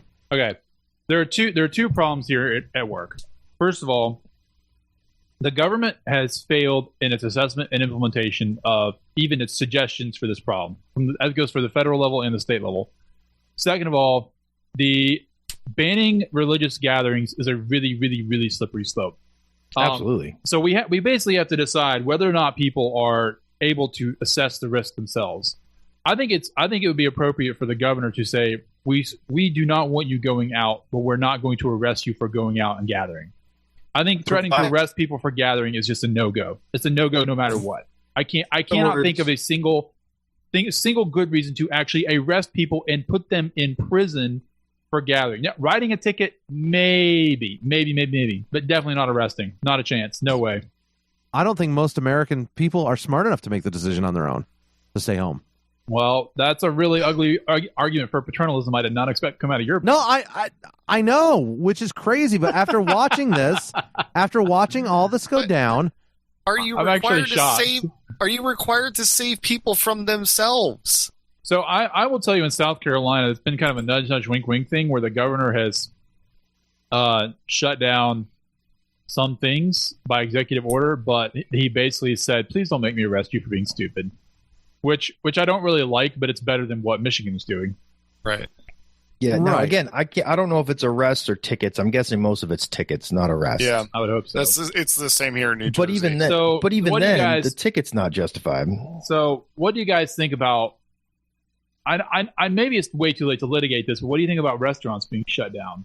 Is that a reasonable, or should people, or should the governor, or would it have been better for the governor to get up and say, stay out of restaurants? So Ozzy sent an article from Sweden this week that I found fascinating. Sweden is getting clobbered. I mean, that's the other. But that was the other thing. So the article from Sweden came out, and then all of a sudden, I start looking at their numbers, and their numbers are now skyrocketing. Yeah. Since that article, And Sweden wasn't quarantining anyone but high risk. Is this one of these chicken and egg things where if the government takes it seriously, then people take it seriously? Because it sounds like their government is not really taking it seriously. I don't know. It could be another one of those cases where the Swedes have openly denigrated how other countries have handled it, and as a result, I don't think their people have taken it seriously. I mean, it could be one of those situations of they're not testing, therefore they don't have the cases. It could also be one of those cases. No, they do have 2 weeks. Every single one of them is going to be fine. Could be. I mean, do you know what I mean? Like, I'm not saying that that's the way to do it, but if everybody gets it all at once. It's also really hard to compare some of these European countries to the U.S. because you essentially have countries the size of our states, and if they all immediately put in travel restrictions to other countries, well, yeah, we put in travel restrictions to other countries as well. I mean, but our country is a continent. Sweden is the size of California, but there's only like 6 million people in it. So to be comparable to Europe, we would almost have to do zero interstate travel and see how each state fared.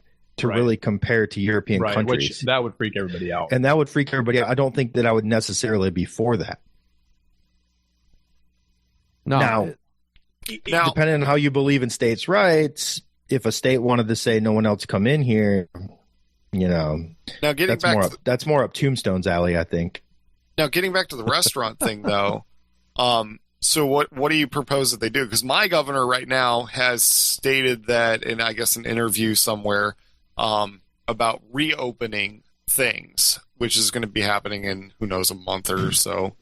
But he was talking about how that he's going to, one way to do it would be to have all of the servers have masks and gloves, and then you take people's temperatures when they come into the restaurant. You can only be 50% capacity of the restaurant, to get started back up. But like that'll kill every single small restaurant because you can't survive off of 50% of your normal. But 50% is better than 0%. But it's still going to be the same result. All you're doing is just delaying the inevitable. Right, and I think that's the issue right now. We're going to have businesses coming back or not coming back from this. Like you're going to see the number of bankruptcies able to come back for a little while. The number of bankruptcies are going to be skyrocketing, especially in the restaurant industry where the margins are so small. On that note, Aaron, take us out for a minute. When we come back, let's talk about how we can get past this once we go back to work, because nobody knows if we're going to go back to work. We can kind of you've got Warren Buffett right now. He's dumping stocks like mad. Why is he dumping stocks? He thinks it's going to crash again. We're going to see that when everyone starts going bankrupt.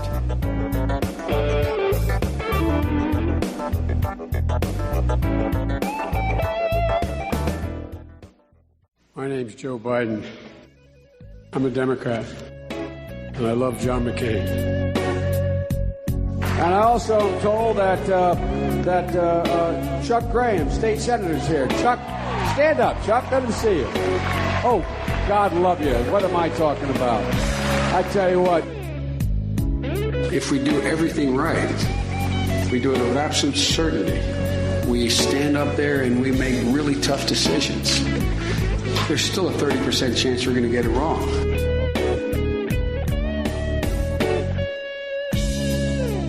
Thank you, Joe. Appreciate that. I think that kind of his last comment there captures the essence of the corona situation. Even if we do everything right, we only have a 30% chance of succeeding. Why does he think that he can advise the president on this? Have you seen those where it's he's giving an open invitation to tell the president what he would do?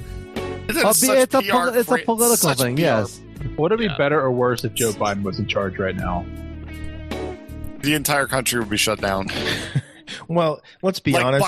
If Joe Biden, the U.S. government would have shut down the entire country. If Joe Biden were president, he wouldn't be in charge. True. So that question is a little bit loaded. Yeah. Well, just look at the state of New Jersey, and you would probably see a pretty good reminiscence of what it would be like. I try to forget New Jersey as a state. Wow. Usually, but... Wow. Man, what in the world? Saying. He's punchy. He got a little extra sleep this morning, didn't show up on time, and then comes in both arms flailing. I got to make up for those 15 minutes I missed. He's like, oh, you got makeup? You remind me of my 2-year-old. He just like comes in flailing against the 4-year-old. I mean, it's crazy.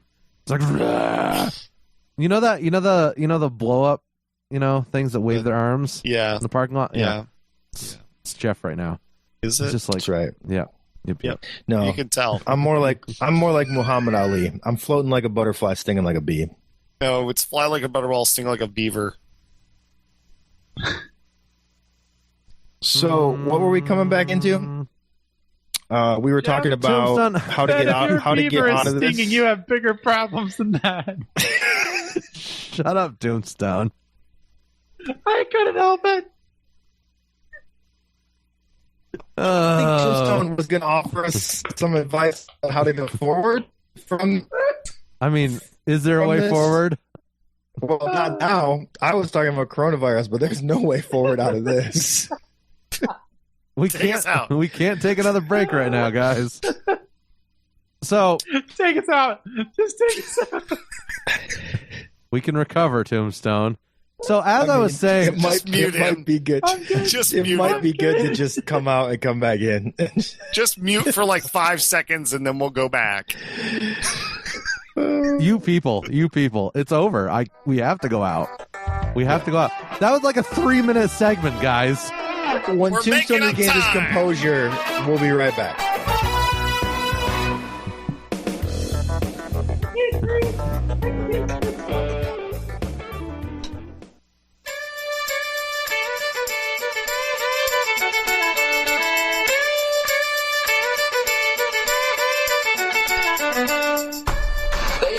They deliver in other ways, but they want to deliver vast amounts of information over the internet.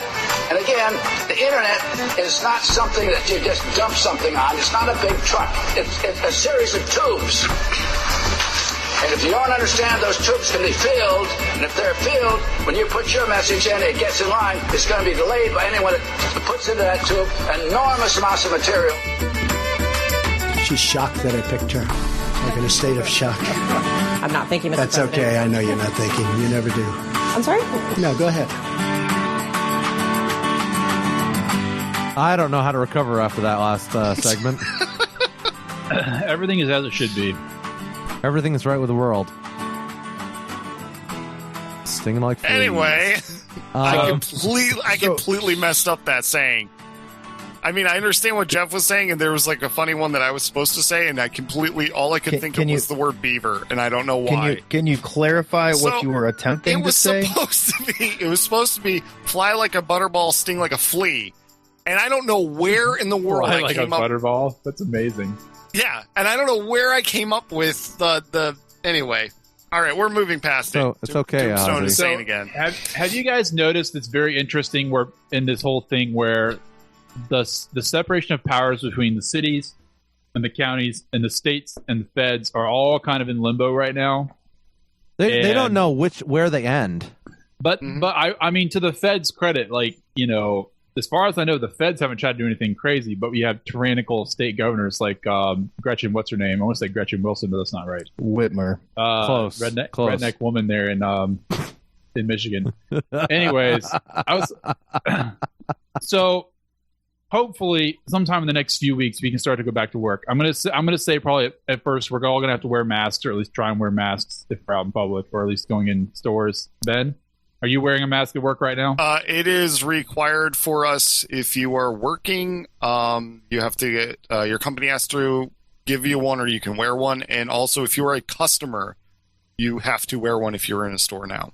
Really? Yesterday. Is that a New Jersey thing, or just that is a everywhere thing? That is a New Jersey thing. Yes. Okay. So I do have to go to the PO this afternoon. There is also a line in there that not restaurant is all I can think of it. The company or store can actually refuse service to you if you do not have a mask on and tell you that you cannot come in. That all seems very common sense and fair to me. That's way better than forbidding people from paddleboarding in the ocean. So absolutely, I'm sure you can't do that either, but right. There's no time like the present. So before we got stuck on stinging beavers, Tombstone, where we were headed towards trying to figure out how are we getting out of this. I, honestly, just what I just said, masks. Like, we have to get back to work, and we have to have some PPE, and that's going to be masks. So get your masks in order. I'm not wearing a mask. So nobody likes wearing a mask, but it's better than everybody going bankrupt and dying of starvation. Correct. Well, if that could be the middle ground, if we could be required to wear masks in public places but allowed to go back to some semblance of normal life, that's one of those things where I think we make that. That's what everybody ended up doing in 1918 as well. That's what they ended up doing. Now, for my state, how did it work in 1918? This is still pretty well. Mathis, how did that work in 1918? Could you tell us from your experience? Yes, it worked very well for the cities that actually did it. Not so good. Not so good for Philadelphia. What about cities with walls that needed to be torn down? Those did much better because they could shoot the people coming over them. What joke am I missing here? Tombstone, we're joking that Mathis was there to see it happen in 1918. It was me and Brian Williams. I gotcha. All right. Yep. Anyway, I'm like, are we talking about the wall of Jericho? Like, what are we talking about here? We're talking about. Okay. Never mind. They required jars. Let's go back. Aaron was ramming the ramparts in 1782. I was. Look, I was watching the airfields get bombed. It's a battle of LaGuardia. Unfortunately, that airport survived. Why does that joke keep on giving now a year later? That's amazing. Because it's amazing. It really is amazing. Trump is a funny man. Because honestly, we can't let anything go. No. True. Like Mathis being there. Okay. Exactly. So we just to getting back out into public. But apparently mask wearing was very widespread in 1918, and it did seem to work. So let's do it. And the fact that there were, I want antibody tests, guys. Yeah, that's something else we need. Antibody tests. Yeah, that would be a good. That would be a good thing. There is a company doing it in Greenville, but I don't know how much it costs. It's I gotta find out. There's a company in Greenville. I looked this up for you the other day because I heard someone having it done. It's like $50 for a test. I would do that. The problem is like if you do it, your rest of your family should get it done too to make sure that you're not bringing home the virus to them. So here's my question based on some things I've read on the antibody tests. Because obviously this novel coronavirus, there are other viruses that are coronavirus, right? Yes. So when the antibody test is being done, are they accurate enough yet to have the actual antibody for COVID-19, or is it generic coronavirus antibody? So, I've got the antibody, and you actually haven't had the virus yet. That's a good question. But not COVID-19. That's a good question. That needs to be addressed. It seems like some of them are aimed directly towards COVID-19, but some of them aren't. I know one company that does drug testing says that they can test for specifically COVID-19. They do $625 for 25 tests, or approximately $25 a test. But it's supposed to be done in a home, or it's supposed to be done in a healthcare facility, not at home. But I'm like, Interesting. I mean, I don't need 25 tests, but, we could distribute them as show prizes. Oh. Beat Tombstone, get a coronavirus test. Take this to your doctor, and we're gonna gain a lot of listeners. Take this to your doctor, and you too can be tested. I would really like to know, because I have a suspicion that I had it in early February, but there's obviously no way to know. I have suspicions as well that I had it, and the rest of my family did, because we all got sick with a weird cold that lasted a long time in January, February, and that's the thing. It's hard to tell. But the only thing I can't justify with that is, okay, if it did happen and people did get it back early January, why did it take so long to spread? And why is it spreading so rapidly now? Is it just that we're paying attention to it? Our testing is because our testing is FUBAR'd, so we actually have no idea how it's spreading. So we could be further up the curve than we think. I have a theory, and I have no substantiation. I was talking about this with a buddy of mine yesterday. So let's hear it. I love unsubstantiated theories. This is part of the reason I'm so upset at the government, is because they dropped the ball on testing, and the FDA kept labs from doing their own testing for weeks when we could have started to get a grip on this. Yes. Let the private market work. But anyway. So my theory is, what if we had a different strain to begin with, and mutated? That's also possible. And that's why we didn't see the serious cases until, February. So it's like March. we're already in the second mutated wave. Right, exactly. What if we had it back in November? So, buddy of mine, Scott, he had pneumonia back in November. It was a weird pneumonia.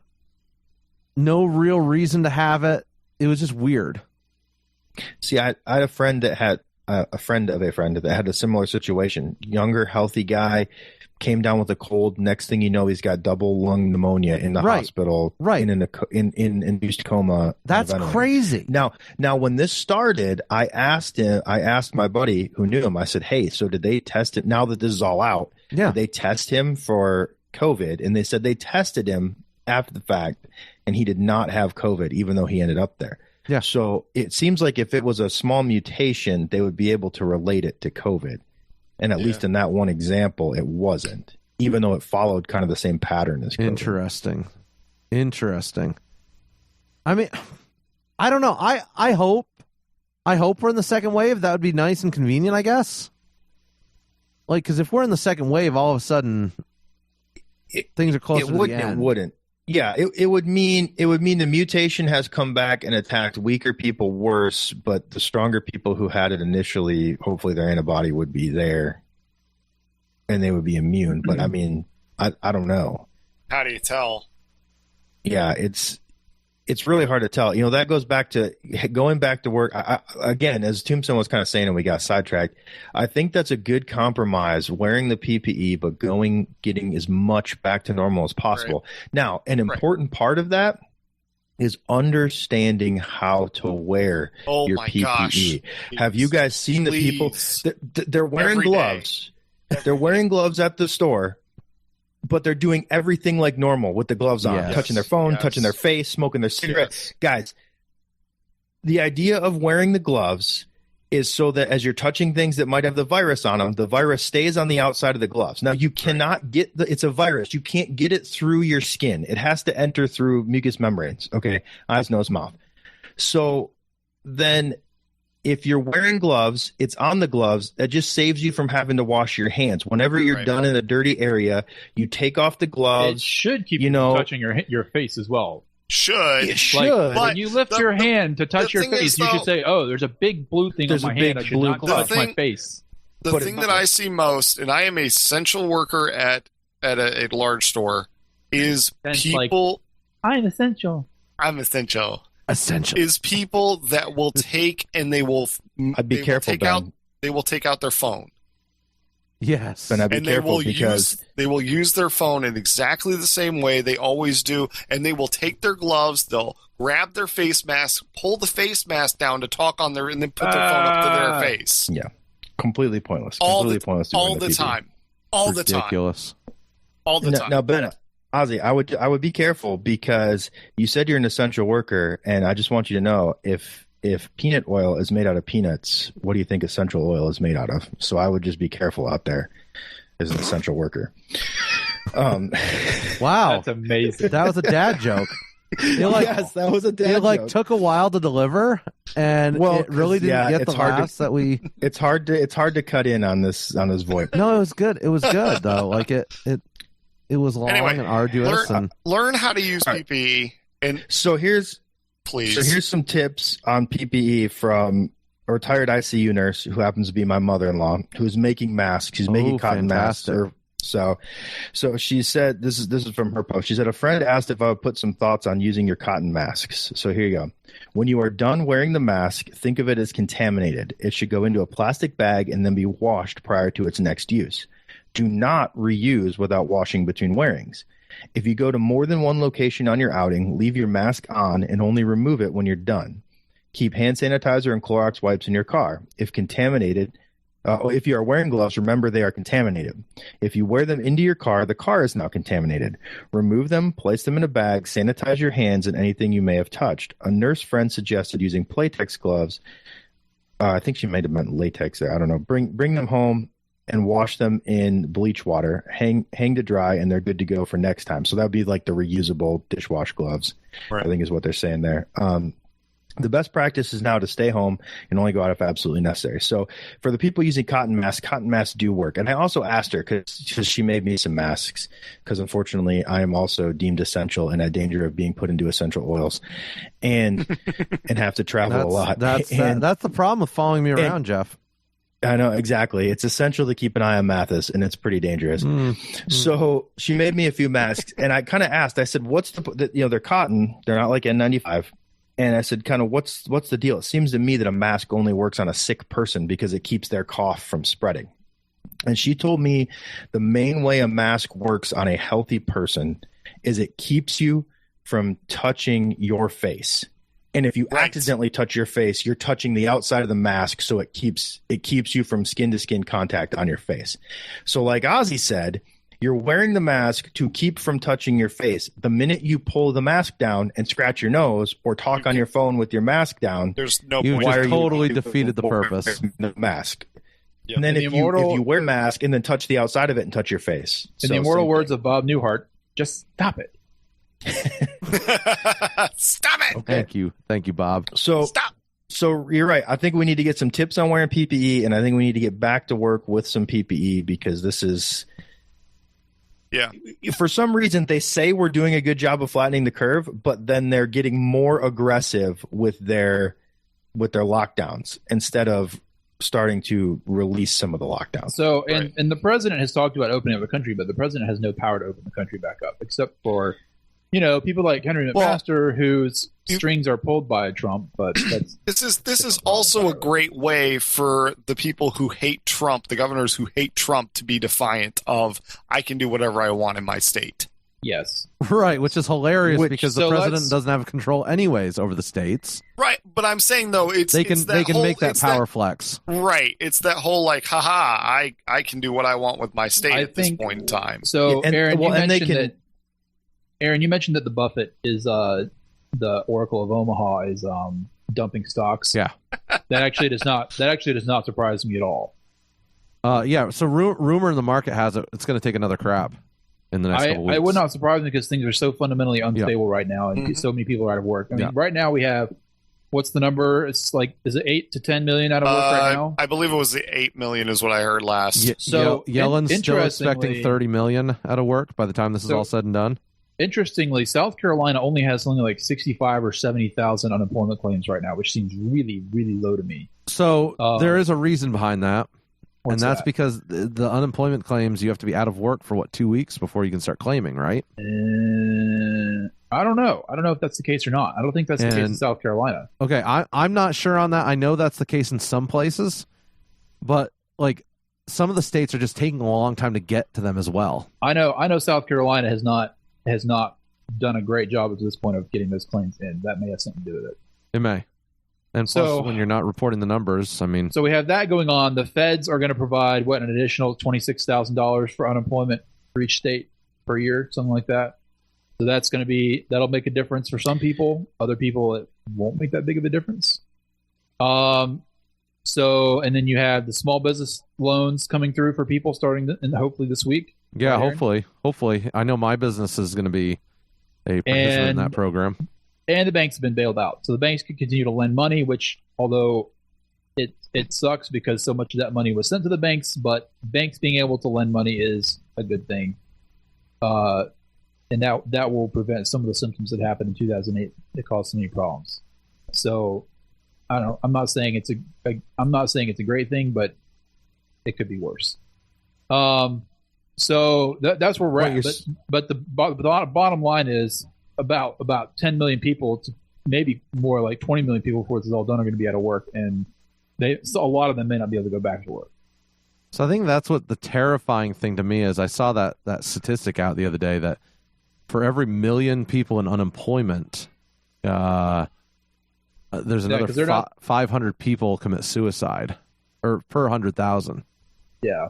And that's terrifying. That's also a terrifying number. That's absolutely terrifying. And so And this is one of the things, like I do believe that although we could have done things better, the curve will probably be flat. When we look back in history, we'll see that the disease was not as bad as it could be, But was that because of what we did, or was that what I guess what was the? I think staying home is going to make a big difference, but I don't know. I don't think it's going to make as big of a difference as we hoped. But I don't think there was any good choices here. You keep everybody working, you may avoid some of the economic distress and the suicides, but you don't send everybody home and get Sweden. Yeah. There are no. There's got to be a middle ground somewhere. Which is part of the reason I have not really insisted that things should be one way or the other. I'm very glad I'm not making any decisions here. I'm very glad, and I'm also very grateful I'm still employed. Yeah, me too. I mean, I think that's one of the things we got to look at the blessings in all this. I mean, we're able to spend more time with family. If I can leave you with this, if you know somebody that's struggling, do the best you can to take care of them, and be prepared to help more people, because more people will be hurting before it's all done. Truth.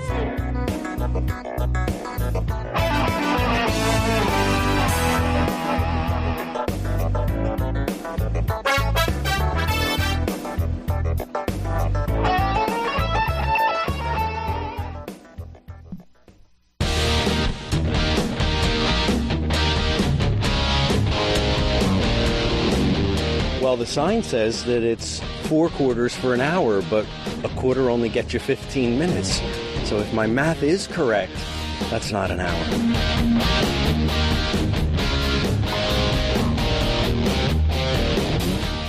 I'm ducking and everything, died in the house. I got scared. I dropped my hot pocket. Do not drop the hot pocket. I dropped my hot pocket. Well, let me tell you, are you guys having trouble getting a haircut in this day and age? I am not, but I've heard of people having issues. I have a solution for you. It is the Flowbee. What is the Flowbee? Wait, are we doing live read commercials now? Is a revolutionary home haircutting system that cuts your hair evenly into the recessed blades and trims it precisely. The result's a refreshing vacuum haircut. This can be done with the correct size mixing bowl turned upside down. That makes you look like Dylan Ruth. We don't want that. So, anyway, what's really funny is I found this weeks ago. Like, I want to say it was about maybe 3 months ago. I am 4 months terrified ago. by this. How many times have you used it? This is a product I have not used it. I just found we were talking at work and somebody said something about it and I looked it up. I'm looking this up. This was way before the coronavirus. It's just I never put it in the notes. So what it is it is a vacuum suction powered clipper system that has guards on it. And so what you do is you stick it on top of your head and it sucks your hair straight up and clips it at a certain length. That seems like a really bad idea, guys. It is hilarious. Why is that more needed than just a guard, a plastic guard on the trimmers that you just slide along your head? It's revolutionary. And it cuts it precisely. It's unnecessary. Now, folks, this is American made, just so you know. And it's American made. Hang on, I'm watching a YouTube video. With a 30-day money-back guarantee. So if you don't like it, you can send it back. But wait, there's more. So we are doing live read commercials now. Oh, absolutely. Oh, okay. So using the suction power of your vacuum cleaner or the new Flowbee Super Mini Vac, the Flowbee then draws the hair evenly into the recessed blades and cuts it precisely. Oh, I just read that. That's like they have the exact same paragraph, like in the same. If Aaron buys one, I will use it for the show. Okay, there's 30-day money back guarantee for science. We are doing either Ozzy's or Tombstone's hair with this for the show, and then returning it. Yeah, this I was thing gonna is say $100. My only question is how much hair do you have to have for it to actually work? It says half-inch to 6 inches long. Yeah, in there's any a number of quarter-inch different implement. guards. There are a number of different guards. Your Kim Jong-un style can be done with it. I would try it. It works with 90% of any vacuum with a hose attachment. We're using the shop vac. And it needs to be 3 horsepower. 3 horsepower motor. For manliness, we're using the shop vac. Yep. Can my children use the Flowbee? I mean, theoretically, yes. With adult supervision. With adult supervision. So no one on the show can use it. Basically. No. Oh, can the blades be sharpened? This looks like an absolute disaster. Here you go. You ready? This is like one of those flamethrowers that was designed to heat up baby bottles or something. Listen, if you don't think that this is a real thing and that this is viable, just listen to Greg Gilliant. Something like it says, "Guys and girls, I have been using a Flow V for 19 years. I got the first Flow V for 19 years. This has existed for 19 years? Yes, it has. It has. Yes, this is a product of like the early 90s. Guys, I'm sorry, but they are out of stock. They are out of stock. Really? Yeah. No. That's hilarious. They're out of stock. So many people are buying these. 1992 is when this came out. Well, I can tell by the YouTube video. Oh, their website. I mean, the website is amazing. It's a Hoover. It's a door-to-door Hoover salesman, or what's the Kirby? It's a Kirby vacuum. Yes. Oh my goodness. So it's hilarious. A Kirby canister vac. So we would never buy one of those, but we'd always invite the salespeople in to vacuum our floors. Was this one of the appliances in the Brave Little Toaster? Like, that's a real jerk move. Yes. I'm dating myself on that one. Oh, the Brave Little. It's been a long time since I've heard a reference to that. That is on Disney Plus, by the way. Is it? It is. I remember that movie scaring the pee out of me when I was. Oh, I hated it. It was terrifying. It was terrifying. Yeah. Yes. So you guys weren't brave. You weren't as brave as the Little Toaster. I was not. No. I was not brave. My speed was like the little engine that could. That was fine. Oh man. That's because there was no bravery involved with that. Oh, Tombstone. Now, we'll do this maybe later. I just instantly thought of a movie that probably would be your speed as we were talking about that. In all seriousness, lay it on me. I don't know if this is the time for it. Clearly, it's the time. Throw it. No, Frozen's too scary for him. No, actually, have we talked about this before? It's on Netflix now. It's called The Siege of Jadaville. I've seen it. It's really good. Oh, you've seen it? It's an excellent movie. That was good. So you watch it too, Ozzy? So it's about an Irish regiment that was. Oh yes, I watched that. Yeah, it was really good. Into where was it? The Congo. Yeah. For peacekeeping. So I'll give you one you need to watch. Really I'll give you one you need to watch, Jeff. Go watch Unknown Soldier on Amazon. It's a Finnish war movie. Is this one that I've got to read? Does it have subtitles? Because I'm not doing that. It has subtitles. However, your heart rate will be elevated for the entire 3 hours it takes you to get to the movie. It's that good. Okay. Also, speaking of subtitles, what was that video you shared to your Facebook, I think yesterday? I watched it last night while being tired, and I don't even understand the reference. I don't know, because I don't remember what I posted either. It's like, really late. It's like this. You're not supposed to post when tired, Tombstone. French. At least I'm not like Ben. It's like the French in some other regiment, like marching toward each other in the fog. It's clearly from a movie, and then the beat drops, and these guys are dancing with a casket on their shoulders. So I don't know what's happening. Okay, what? There's a meme from Ghana going around. It's guys at a funeral, all dressed in suits and little hats, identically, dancing with a casket on their shoulders. They're pallbearers. The pallbearers they aren't even holding on to it. They're not even holding on to it. They're bouncing it on their shoulders, just dancing along. And people post it with different retarded things. And that was the funniest one I've seen, and I had to share it. It's like a battle from like a War of 1918. Yeah. And then all of a sudden it cuts to these guys in Ghana dancing with a casket on their shoulder. I did not know what was happening. It's pretty wild. It just made me laugh so hard. Your Facebook might be worse than Trump tweeting. I'm just gonna say. Ouch. Speaking of, all right, I'm actually gonna take that as a compliment. Did you guys see the Venezuelan Navy They have one. This story? Okay, so apparently the Venezuelan Navy. Like all right, 2 speedboats. They don't have boats, they have a navy. They had this encounter with a small cruise vessel that was apparently wait. There's German still owned. cruise vessels cruising right now? I don't know. I mean, this is from the 3rd, so this is not I don't think they were carrying passengers. They were doing a maintenance. No, they weren't carrying passengers. I think it said there were like 30 people on board. Oh, okay. Anyway, so the Venezuelan Navy has this altercation with them, decides to ram the boat several times. Wait, what? Hold on. Their boat. Did they break their boat? And they sank. Yes! Yes! We will ram you. Oh, never mind. I don't know exactly why they were ramming the boat. Good grief. You get 2 different sides of the stories depending on who you ask. So the Venezuelans say that they were in Venezuelan waters and they had to stop. The cruise vessel said they were in international waters and they didn't stop. And they won the argument, frankly. They did.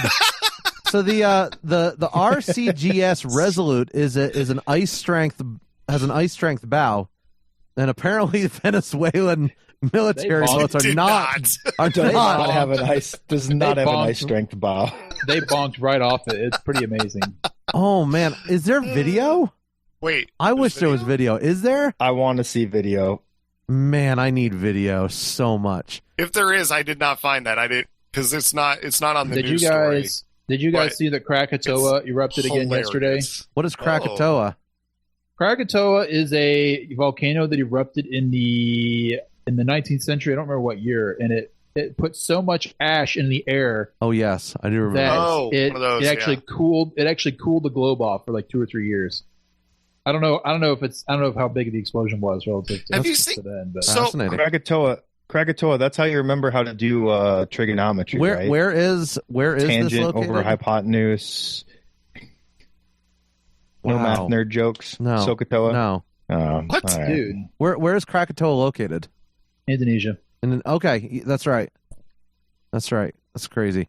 Guys, this just in before we close out. This just in. I wanted to point out that according to China now, dogs are now classified as friends, not food. Now, can we get the same thing for bats? No, not yet. China officially reclassified dogs as pets and not livestock in the wake of coronavirus.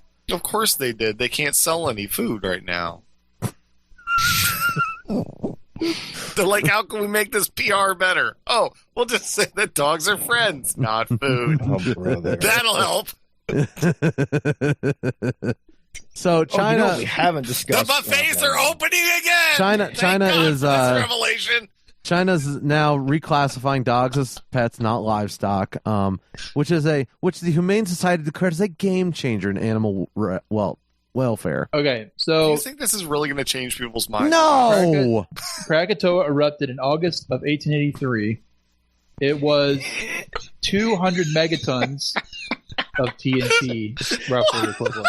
I just completely irrelevant to where the conversation has gone. It's totally relevant. It's awesome data, but we're talking about dogs. Do they eat dogs there too in Indonesia? Speaking of erupting, did you see in Florida? Okay, so this is completely. It's not actually a Florida man's quote unquote Florida man story, but this is completely. I am Florida interested in your data at some point, Tombstone. No, he's not. So this car rental lot, I guess, in Florida, somehow there is 15 acres of car rental overflow near Southwest Florida International Airport went up in blaze of glory, destroying 3,500 cars. So to clarify, just like the airlines have been parking airplanes because of lower demand, just think about it, there's no travel, so people aren't renting rental cars, and there's so many. We never think about this. There's so many rental cars that the places don't have places to park them all. I bet it was a Tesla. And they're just parking them side by side in a field so close together that one went up in flames, and it torched. How many did you say, Ozzy? It was a wildfire. 3,500 of them. Some executive was like, "Hey, we got this insurance money." Boom. Yep. Ka-ching, ka-ching, ka-ching. They're gonna figure out his cousin lit the fire. Tombstone, what are your thoughts on this? Tell us about Krakatoa. I have no thoughts. I've already said how many tons of TNT was that fire? How many tons? Anything? It was a metric ton of stuff. A metric poop ton. Yes, that one. Thank you, Jeff. Now, was this the volcano that erupted back a couple months ago? That basically shut down Indonesia, or was that the Philippines? It might have. No, I don't know. I know the Philippines had an eruption. Don't fall asleep on us, Tombstone. Excuse me. Wow. I was trying to find about the. Oh, here we go. The summer temperatures in the northern hemisphere fell by an average of 0.4 degrees Celsius in the year following the eruption, which is actually not as much as I thought it would be. No, that's not much at all. Wow. We could have an incredible discussion about greenhouse gases and everything. That's all I've got. That's all I've got on that one. LA is clear, man. You can see the stars. Can you really? Apparently, yeah. That's from what I heard. Is like a lot of the big cities are because the smog is gone and not being produced anymore. Everything's clearing up, so you're able to see stars and yada yada yada. Well, it's light pollution that would prevent you from seeing the stars. Remember that as well. So if the lights are still on, you're still not going to see many stars at night. It's light pollution and smog, though. Correct. The smog can help, but I mean, they can see the 5 stars they can see with all the lights on. is maybe the way that's going. It diffuses. So when we were there, I didn't realize there were mountains there because of the smog. But be careful. I've seen a lot of these articles about the canals in Italy are clearing up, and some of those sea turtles are showing up here, whatever. And there's a lot of bunk articles going around about what things are clearing up because humans are staying home as well. So a lot of misinformation out there on that. The smog is definitely down. Right, the smog is definitely down. Right. So anyway, I mean, remember the pollution charts over China when they were shut down. How much smog is Krakatoa causing? A lot of it. Did you guys see the Cannonball Run record was broken this week? Because oh no, was it? Wait, what? Yes. Oh no, I didn't even know that was this week. How did we miss that? They did it. Did I don't know really? Yeah. Dude, they must have been booking it. What's the record now? They didn't shave a ton off, but they did shave. We need to get. Have we talked about what this is? Does everybody know what this is? Okay, so I avoid talking about it because I might end up doing it because I really want to do it. Oh, I think we should do it. Right? Sponsored by the Front Porch Show. Bumper stickers all over. That is not the kind of publicity we need. Oh, this is. I disagree, Tombstone. Can we use my van? Enlighten the listeners. Okay. Yes, we'll use your silenced van. So in 1971, it was Brock Yates embarked on the first Cannonball Run, which was it's from L.A. to New York City, is it not? I think so. I think it's New York to L.A. New York to L.A. I don't know if it matters. And his trip usually it's east to west. His trip was done in a 1971 custom sportsman van known as Moon Trash 2. And it took this had to have been a VW. It took 40 hours and 51 minutes. No, it's a Dodge Custom. Dodge Custom. No, I know, but average speed was 70 miles per hour. That's pretty slow. How many extra gas tanks were put into it? I don't know. That's a good question. That's what they did. And was that drive time? Because this was important in our debate with Ozzy a few months ago. Was that drive time? Was that actual driving time or total time to do the trip, including stops? So that was. It's total time. No. We're not getting into that discussion. No, but I need to know. Like, is it just the whole time? It is. No. It's point A to point B. Yeah, however long it takes. you. Total time. Yeah. It's total. So time. the new record like it should be that was just set was 26 hours and 38 minutes. That's incredible. To drive 2,800 miles. That's barely incredible. More than a day. What's that average speed? That's got to be 100 and something. It's like 105 or something. It was an Audi A8L. From New York's Red Ball Garage to California's Portofino Inn. Now, average speed was 105 miles an hour, as Tombstone said. My Were any permissions secured to do this, or was this done? No, that's not allowed. That's not allowed. Okay. That was making sure. I was making sure. Yeah, it's wild. And so I think the thing is most of these runners have blockers, and they go full illegal. If you're going to go illegal, go illegal. If you're going to go illegal, you go illegal, and you have spotters spotting for cops. You have that, guys. That's incredible. All you got to do is download the Waze app. I mean, you're pretty good. No, that doesn't work. I won't tell you how I know that. Here are the basic mods you have to have. You have to have a fast car, obviously. You got to have extra fuel tanks. You got to have night vision. You got to be able to turn your lights off. Oh, and radar jamming probably too. Yeah, but cops aren't using radars nowadays. They're using lasers. Well, laser jamming. And laser jamming is really hard.